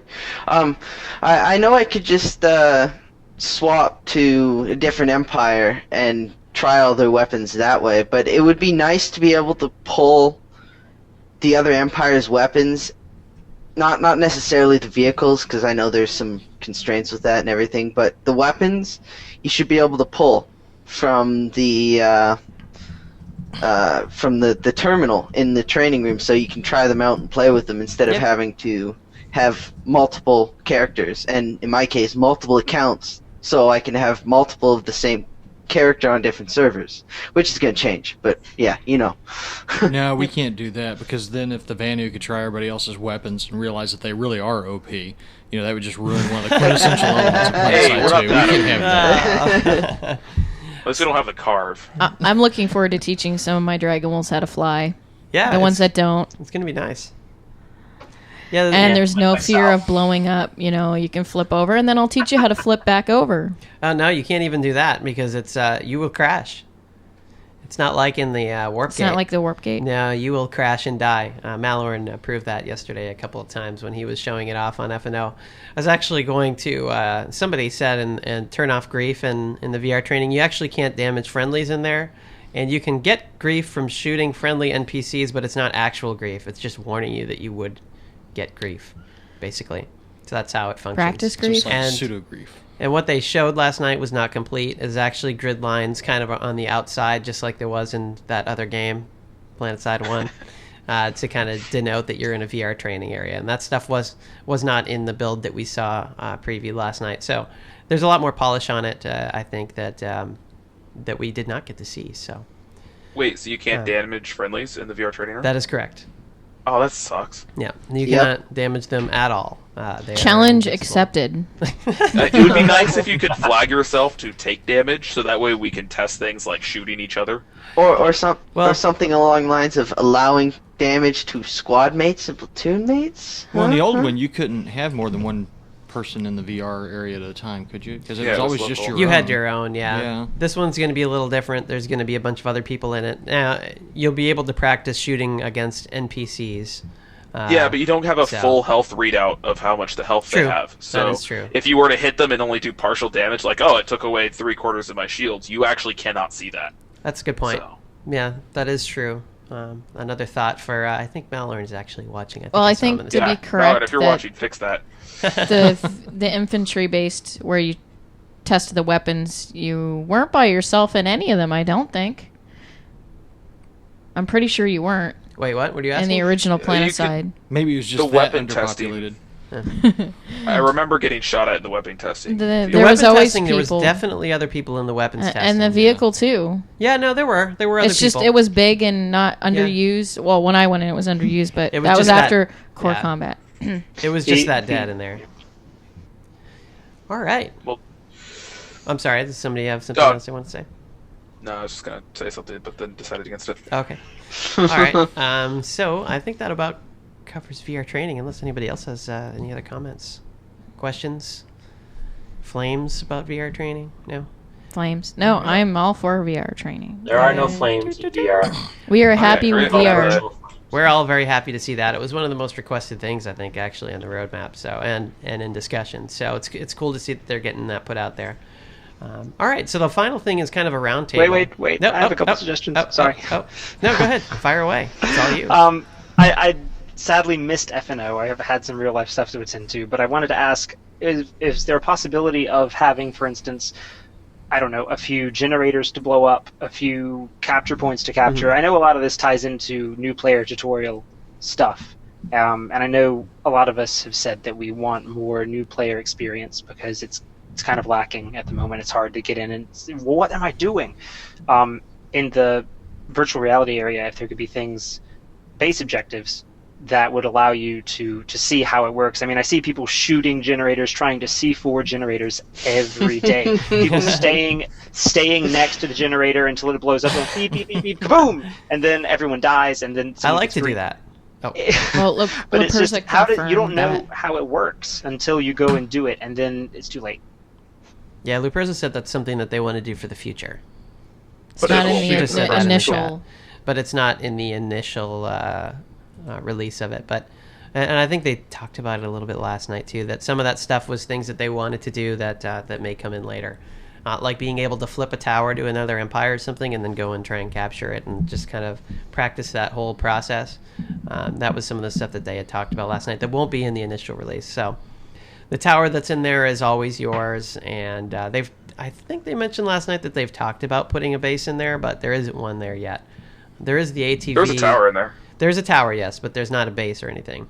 And then there's the ATV racetrack that goes around the perimeter of the 2 kilometer by 2 kilometer square. I'm gonna have a lot of fun with that. Yeah, I think we're gonna see a lot of interesting videos from the VR training area when it comes out. So and no more ATV racing. Yeah, no more ATV. No more. Well, it's more challenging to try and race your ATV across a continent than it would be to race it around VR, but it still will be interesting. Especially when other people are shooting at you. Yes. Yeah. Natural hazards. Yes. That's what they are. Avoid the prowler tank. So we're excited. We're excited to play Double Dash on the racetrack. Have a bunch of AV launches. Nice. Right. Tess is already going crazy with ideas for that. C4 flashes and stuff like that. Yeah, We're gonna have a lot of fun. All right, so let's move on to the roundtable. Does anybody have anything they want to bring up that we didn't talk about? Anything that is really burning a hole in their brain? I guess. I got nothing. Bailers. No, we've already talked about that. Bailers. You know, there ought to be a cert to bail. Failers. It'd be Bailers. Cool. It'd be cool if they couldn't get out until they hit. Oh, sorry. All right. Nobody has any. Any gripes? People in chat are saying address hackers. Rico's raising his hand. Oh. Yeah, we do that here. Go We ahead. raise our hands. Now, I guess, it's something that no one's ever going to be able to do anything about. But one of the things I'm not too crazy about in PlanetSide 2 is actually the way that we do the certification system, where you can basically get into the game and you can play any class you want. You know, you can jump in any vehicle you want. And I know why they did it. I completely understand it. The only issue I've got with it is I kind of wish that the other classes and such were certifications or something along those lines, and the vehicles were certifications, so you could choose whether or not you wanted to get access to vehicles or classes based on certification.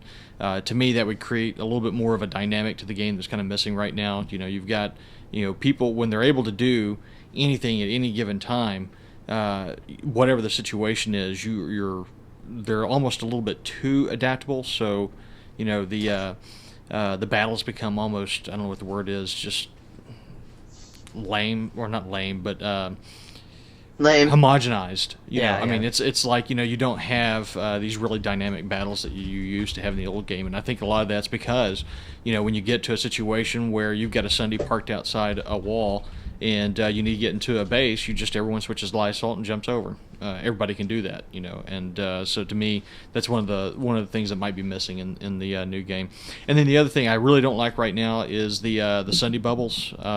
For one, I don't like the fact that Sundays are now AMSs. I would really rather have an AMS back. But for another, I think they're just too big, and that's part of the problem that actually LevelCap mentioned in his videos. That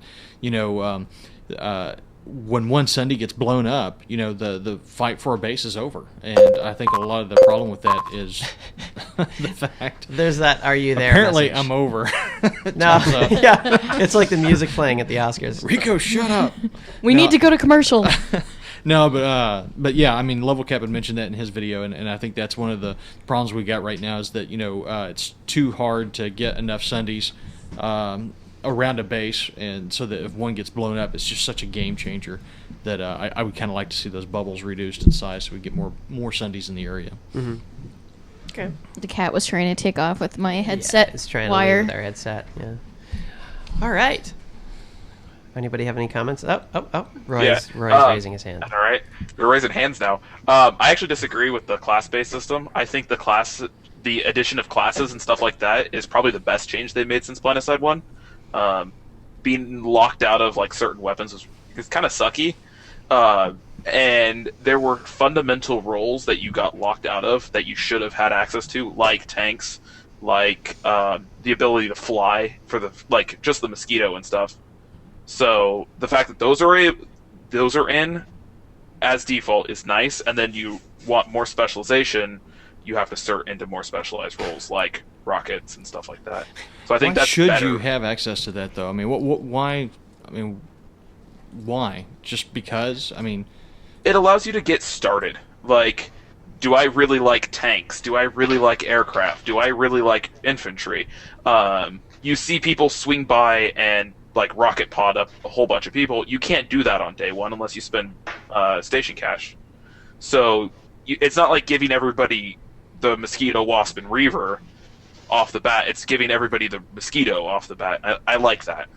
So. Well, I guess now that we've got we're getting the VR, it's a little bit different. I mean, back in the day, you could try stuff out, and I think that was what was kind of missing. But I don't know. I mean, to me, it's kind of like I actually wrote an article about this on 1010 Hammer talking about, and it was really kind of tongue-in-cheek, the entitlement generation and how they're impacting games because, it seems like everyone expects to have access to everything and no one really wants there to be any consequences to decision-making. And that was one of the things that you had in the original. Like, if you chose to be an engineer, you were an engineer, and you were the engineer for your outfit. Now it's like if you're not there or if you're in a pinch, everybody can go engineer as needed. And the problem with that is it really kind of takes away the validation of being that engineer, to be that guy. So the problem with not having heroes or not allowing anyone to lose anymore is that you don't have heroes anymore. And to me, that's kind of what happens. Everyone can jump in a plane and fly around, and then we end up with a bunch of bailers, which takes Jenny off. And that's a different issue. Yeah, but I mean, that's what happens because you've got a lot of people that have access to a aircraft that never, I guess, earned it, and so they don't. It's not as big a deal to them, but to Jenny it is a big deal because she loves flying, and she would have invested the time to be able to fly if you'd. I'm so invested. Option. I turn around and I kill you with my rocket pods when you're on the ground, or I'll shoot your corpse. Yeah. I mean, I'm okay with being wrong. That's kind of how I feel about it. I think it made the game too tame, too accessible, too easy. I think it's good. So, my other issue. Oh, go for it. To address Rico's point on that, because the game has such a fast time to kill, you basically you need that second or third or fourth or even fifth medic to be there, for your squad. So I think I can see both points, but I kind of favor the other side over your point, Rico. So don't shoot me in game for that, please. I'm sure he will. I look for the CDL tag. I know. I mean, like CDLs are like right on the list. He usually sees me and then he's dead. Oh, nice. Well, Jenny's pretty good in that. Like that one of your buddies last night. I took the Max's head off. I was going so close. to the ground, nap of the earth. It'd be cool if their head just came flying off. Well, That would be awesome. I know. Roll down I the hit him, hill. and he was like, Speaking of ragdoll physics, that's what we need right there. I think Ragdoll would be hilarious in this game. That's all I have to say about that. I hope I it doesn't. discovered the other day that tank mines detonate on aircraft. So if aircraft come in Oh, low to try God. to Yes, sweep you off they the do. pads, just drop tank mines on the pad, and then you get hilarious kills. Underslung smoke launcher with tank mines. That's a win. You get those sides that come down and try to strafe you all the time. hence those guys why die so tank often. mine should have a deploy Nerf. time, Nerf. just like aces in the Nerf. original PlanetSide. Hey, if you can take Oh, out there aircraft we with go a tank again. mine, I say go for it. I say like a 3-second or even like 5-second deploy time I'd for be okay with mines. Oh man. But It's- smaller Sunday radiuses would kind of hamper that as well. I mean, because then you just have another Sunday right next door. You know what's Because really even C4 has a deploy time. You have to. you guys I like know. that? You have God, to that throw makes it, and then you have to click. So you have that deploy in time. Anyways, it's me being a woman, I guess. By throw, you mean underhand lob, right? That's like a Softball 800-pound lob that you're doing. It takes forever. I don't know. It probably takes 3 to 5 seconds for me to deploy So both annoying. my C4s. The 2 milliseconds it takes the max to kill me, and I'm still halfway through my throw animation. Yeah. So, you know what max I'm talking about. Yes. Yes. Skill sauce. Maps. Can I have something on the lock-ons? We didn't talk enough Yes. about lock-ons. Are stupid. Yes, agreed. That Yes, is my overview yes. of lock-ons. I have then again, I have no issues with lock-ons if they're done right. If the person dies or they lose their, it doesn't even have to be their crosshair. It could be almost like a big bubble in the center. As long as they can lose lock, it'll work. They work. I mean, we're coming out with the Striker. It's got 5 rounds, and if it's anything like the original Striker, and they said it's lock-on, so I'm assuming it's going to be fire and forget until they nerf it. No, don't you have to actually keep it within a certain? Yeah. It sounds like at least with the Striker, you're gonna have to keep. It's gonna be You have like to maintain the log. Exactly. It's gonna be like the first. Okay, well, first game. at least that's okay. I hope they do the maintaining the lock on all of the Yes. lock-on rockets, because the Annihilator, right now it's useless. It got nerfed into the ground so hard that it's just not a useful gun anymore. But that was the only reaction that could have been done with the current mechanic of fire and forget. I think that fire and forget is it's blatantly overpowered. Why it's like a built-in aim hack. You shoot the rocket, you run away, hide behind a wall where you cannot be killed by somebody, and it kills you. Press X not to die for the aircraft. It's the same with air-to-air rockets. You either Well- have flares or you're like me and you have the ejection seat. As soon as you get a lock, you bail out. The Yeah, air-to-air then piss people off. Air-to-air missiles right now are pretty much useless. To be Yeah, honest. because I don't know they which nerfed them to the patch it ground. was, Yeah.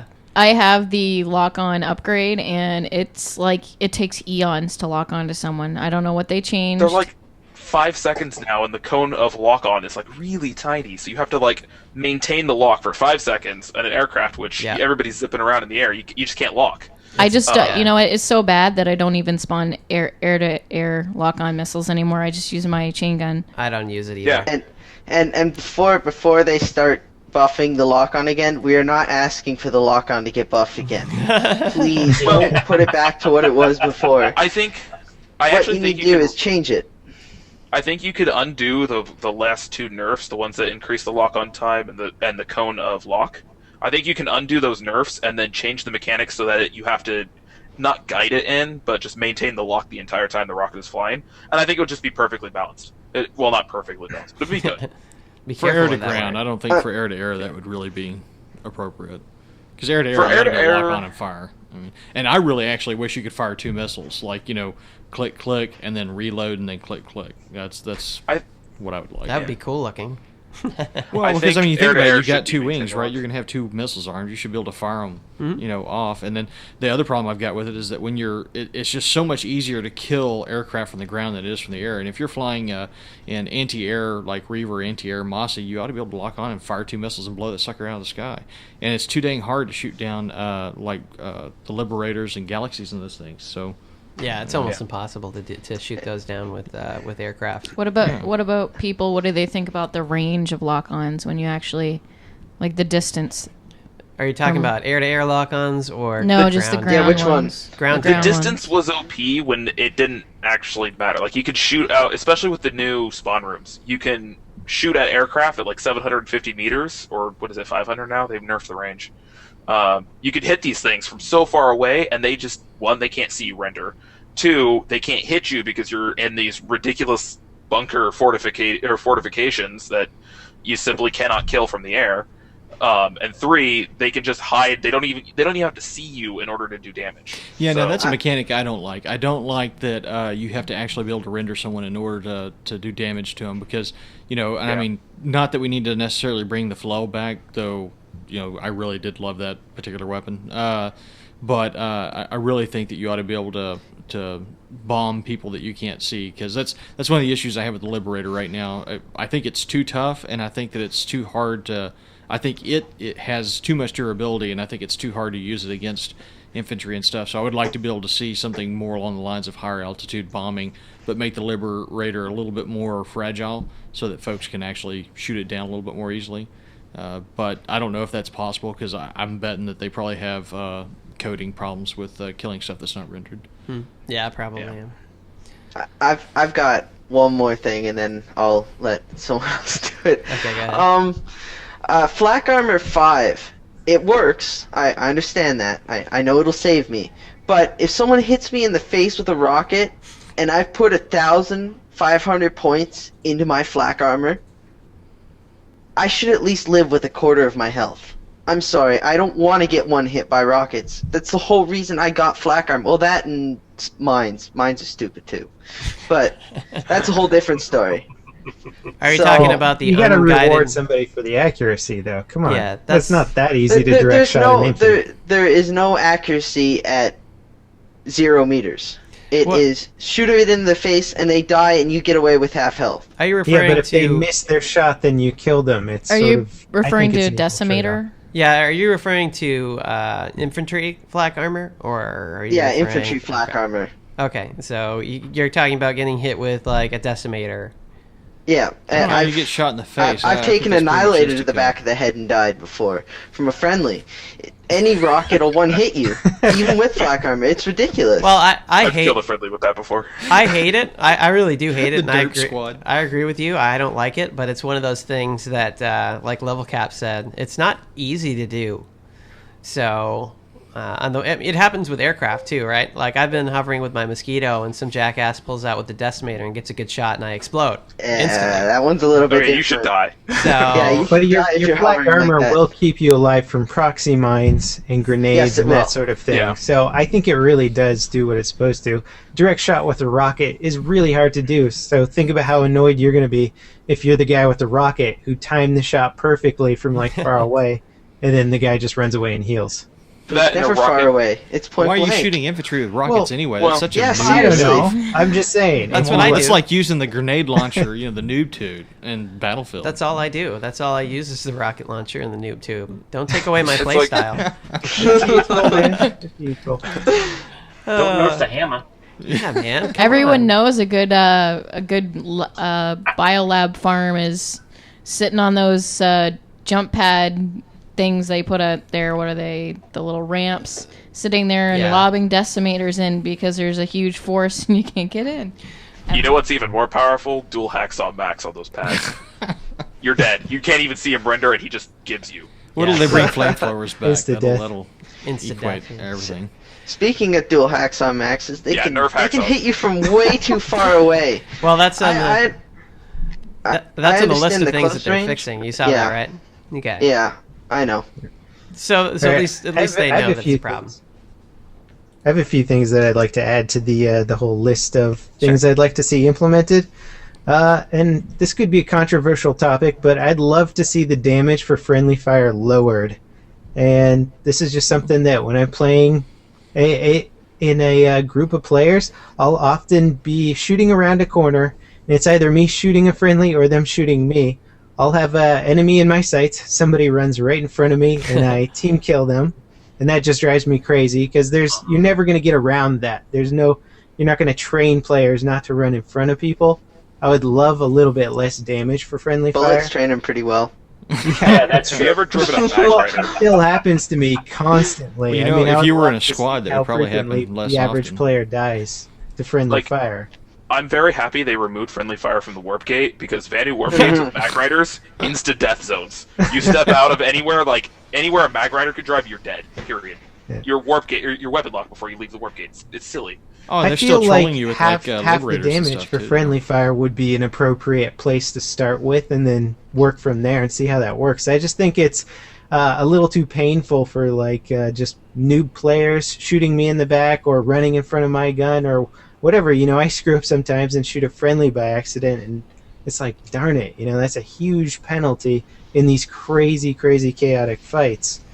Yeah, I can understand that. It's the situation you described in particular, where you're just sitting there and you're shooting at somebody, and all of a sudden somebody runs in front of you and you get a team kill. That would be the only circumstance where I would like to see it decreased. Otherwise, it's just like the point of having it, and I've talked to the devs have said that the point of having friendly fire is to reduce spam. Yeah, and I feel like having 50% friendly fire damage will reduce spam just fine. People won't want to shoot friendlies.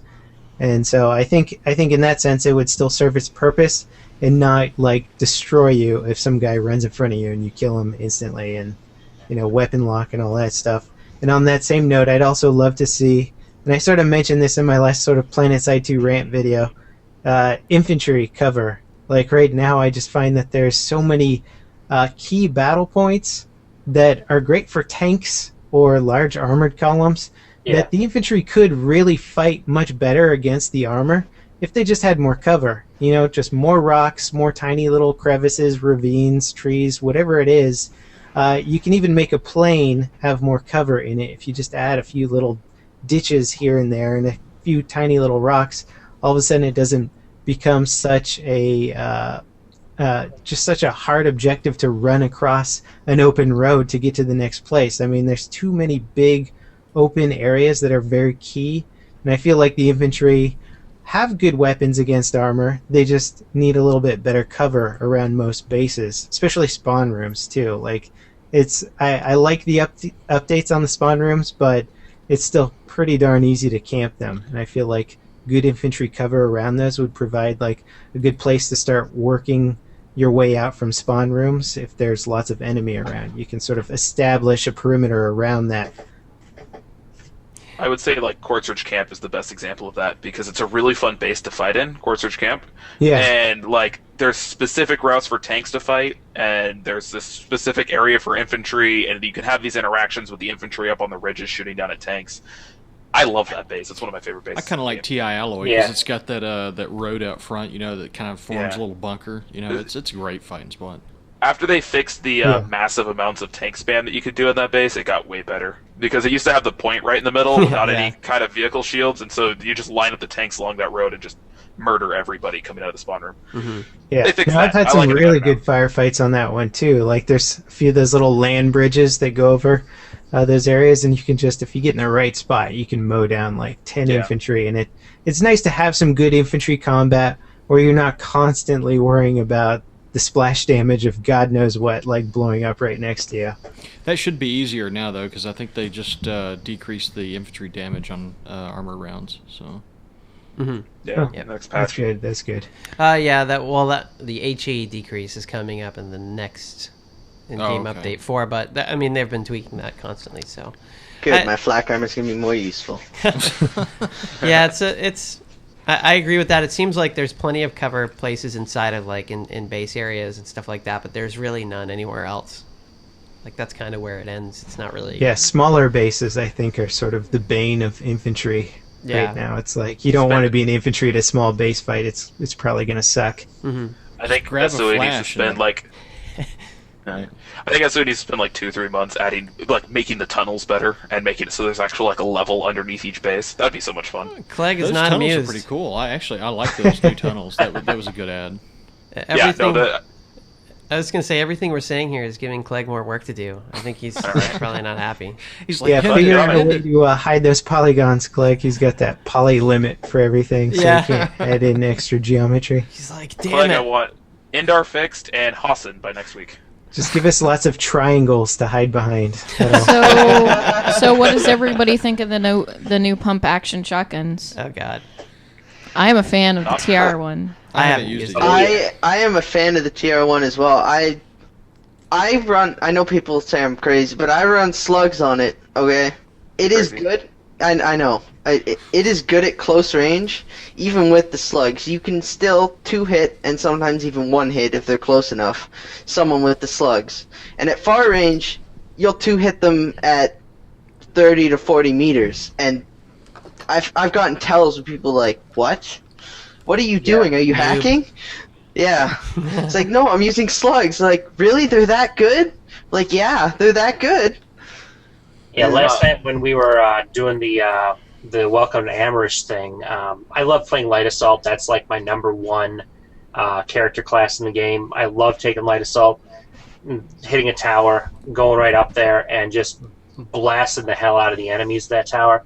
I can see a lot of fun with that shotgun, especially with the extended magazine. So I love that shotgun now. Now it's like it's a difference between, do I take the shotgun with me or do I take the armistice with me? Which one? The armistice. Oh yeah. My issue, I primarily use the Pandora, the auto shotty. It's like the Nighthawk, and I don't know what the NC one is, but I use the auto shotty, and I would if you don't get the one-shot kill on people with the pump shotties, they're not.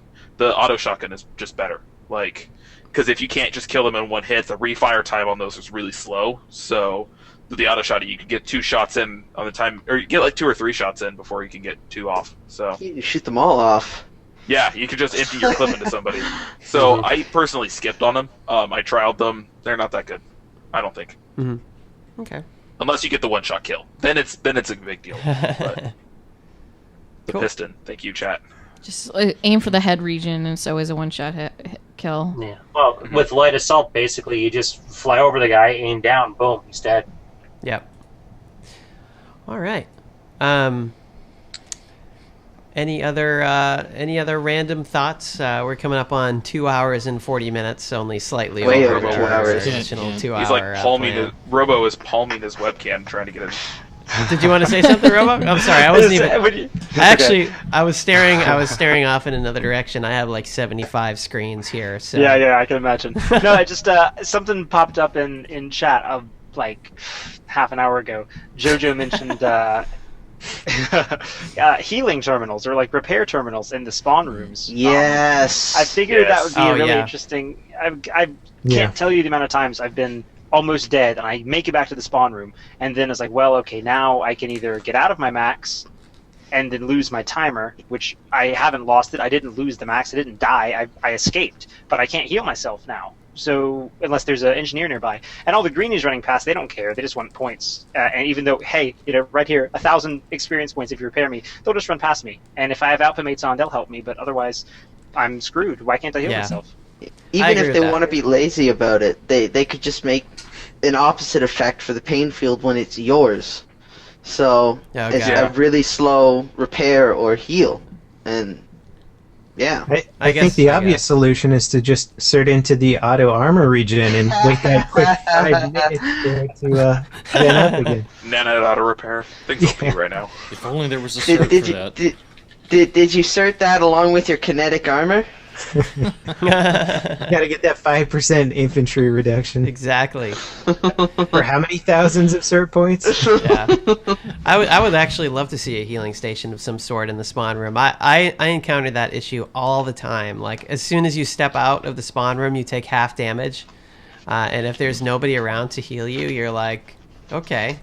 And I don't waste... I honestly don't spend the money on... Or the cert points on on the med kit and those. I feel like that's a waste of a spot. So I've never even C4 tried is more that. important. Yeah. So I've never even bothered trying that. It would be really nice that if there wasn't a medic around, you could just run back inside, repair up, and come out. But that also could be, on the flip side, could be abused. Oh, yeah. Especially like for Crown sure. Fight, for instance. Yeah, it could be abused. Yeah, there's no question about it. You know, there was a game that had a repair healing station in it. Yeah, what game? I'm not really sure. I'm not really I was about sure. to say, I remember very clearly all of the lines that would form for that terminal after you got done with a lot of radiator spam. I don't know what you guys are talking about. Because it's a totally new game. I have to try that sometime. Sounds interesting. I hear they fix a lot of issues. That's not too bad. Does it have big robots in it? I'd like to drive around some big robots. Oh, is that a sore spot? Too soon? Too soon. Too soon. See, I liked BFRs after they got balanced. Oh, God. I know, right? I'm crazy. They got balanced. They got fixed. They're not overpowered. Oh, yeah, they definitely Apparently, I'm crazy too because I'm in the same boat as you. So You're all crazy. I think you're all nuts. Go play Mech Crazy Warrior. boat. Same people who liked Core Combat, too. See, I hated core combat. I Who the love crap core did you invite on combat. the show? The zip lines were confusing. The zip lines were awesome because they were confusing because I learned them. Oh, man. All right. I think we're randomly going off the beaten path at this point. Unless anybody else Sorry. has any... no, it's all right. Has any more quick topics they want to bring up? I think we'll go ahead and call it a show. I'll let you guys... People are tired. Let you guys say goodbye, and I'll let you guys have some closing thoughts, and as we usually do, and we'll start with Rico.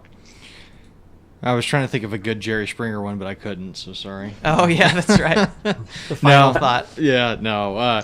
I would just say it's been a pleasure to be here. It's been great to meet you guys. You know, it's been some great conversations tonight. I mean, the fact that we're 40 minutes over or 50 minutes over now is kind of indication of the quality of the conversation we've had here. So also appreciate getting to see something new for the first time. Shout out to Higby and Clegg and the guys that are, in the chat right now. So appreciate that. Go read some of my stuff at 10 Ton Hammer, and shout out to the folks over at NCSO. All right. Awesome. Okay. LevelCap. Oh, well, thanks for having me on the show. A lot of good discussions going on here. I like the big variety of opinions. Everybody seems to be pulling for at least one thing. And in that regard, for any devs that are still watching, give some more love to the casual players out there. They need some love. There's nobody supporting them out there, so you don't actually hear their voice. They just stop playing the game. So there's no big forums about make the game better for the casual player. So that's my last little bit. So thanks for having me on the show. All right. Yeah, thanks for coming. And Sentrosi? Ah, yes. Nice. Yes. Well, like it's already been said, great discussions tonight. Great panel here. Devs interacting with us as they always do with these squad beacons and stuff. It's great. It's great that the devs come out and they support us and they support you, Hamma and Jen, and all the work you guys do at PSU. Basically, two things. Big shout out to the Watterson TR, especially those of the Grand Army of the Republic. You know who you are. So looking forward to working some more operations night with you guys. And looking forward to the more TR coming in from Jaeger, excuse me, and again, dragonwolves.com/forums if you want a good TR outfit. We are looking for people. So Indeed. The quick thumbs up to end it up, like a boss. Buddy Christ. Oh yeah. And Roy. I'd like to make a quick shout out to my test outfit bros in chat. I saw some of you guys pop up. Yeah, test outfit, best outfit. And if you guys like this level of conversation, we have it quite often on our PlanetSide, reddit.com/r/PlanetSide, of which I am a moderator of. It's a great website. You can follow me on Twitter at RoyAwesome. I do content analysis. I like trying to look through the game files, try to find unreleased content. So I post those up after every game update. There's a lot of interesting stuff. Hassan looks amazing. Lists the bits and pieces we can see. So go ahead and follow me on Twitter if you're interested in that kind of stuff. I post it out to my Twitter every other day or so. I'm trying to get better at using Twitter. So, yeah. The Twitters. I know, right? And Chinchy? My closing statement would be, please, no crates.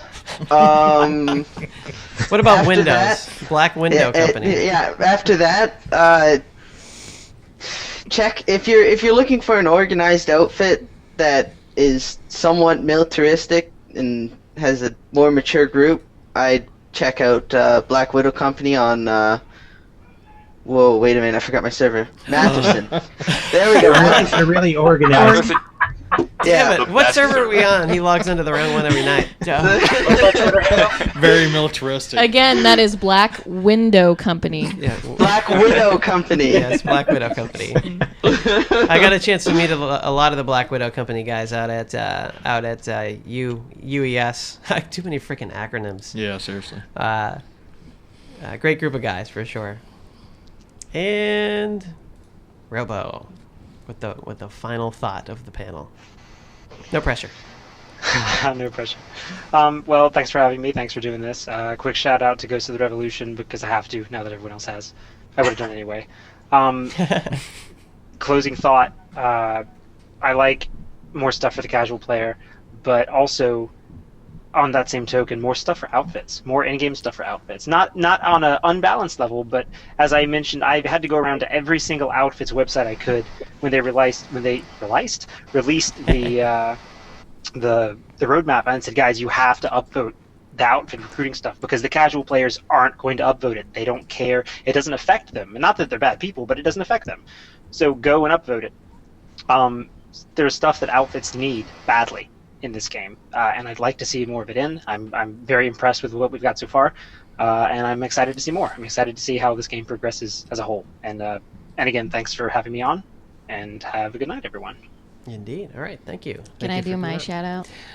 Well, I'm going to go ahead and lower the volume on the panel. You guys can Mute them all.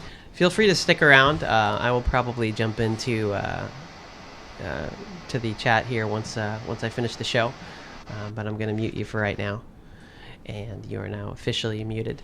And Jennyboo had a thought. Go ahead. Got to shout out Hamma's mom. She's always watching. Shout out to my moms. And one final thought. No more bailers. No more bailers. Oh, man. That's funny.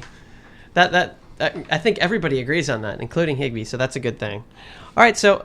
yeah, special thanks to everybody for participating here tonight. It was a great panel. We had a great discussion. This is the first time we've ever gone 46 minutes and 25 seconds over our initial broadcast length. So not uncommon. We've gone over, but never by this much. It was a great discussion, and I really didn't want to end it because there was a lot going on. I was just muted. That's disrespectful. Get out of my chat. Just kidding. So thank you, everybody, for participating. And we had quite a few viewers tonight, so thanks for watching. It will be up on the YouTube channel after, probably tomorrow sometime. I'm not going to edit it like I usually do because I screwed up too many times. It would take me forever to edit it out.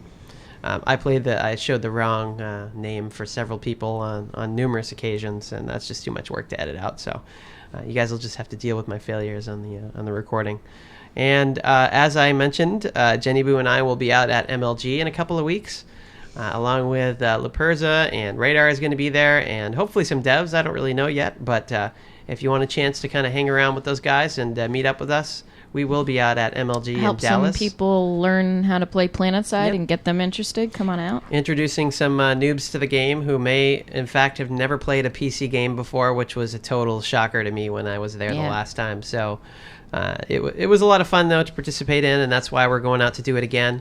And we'll likely be at a couple more this year, too. So it'll give us a chance to meet up with some folks from the community and introduce some new people to the game.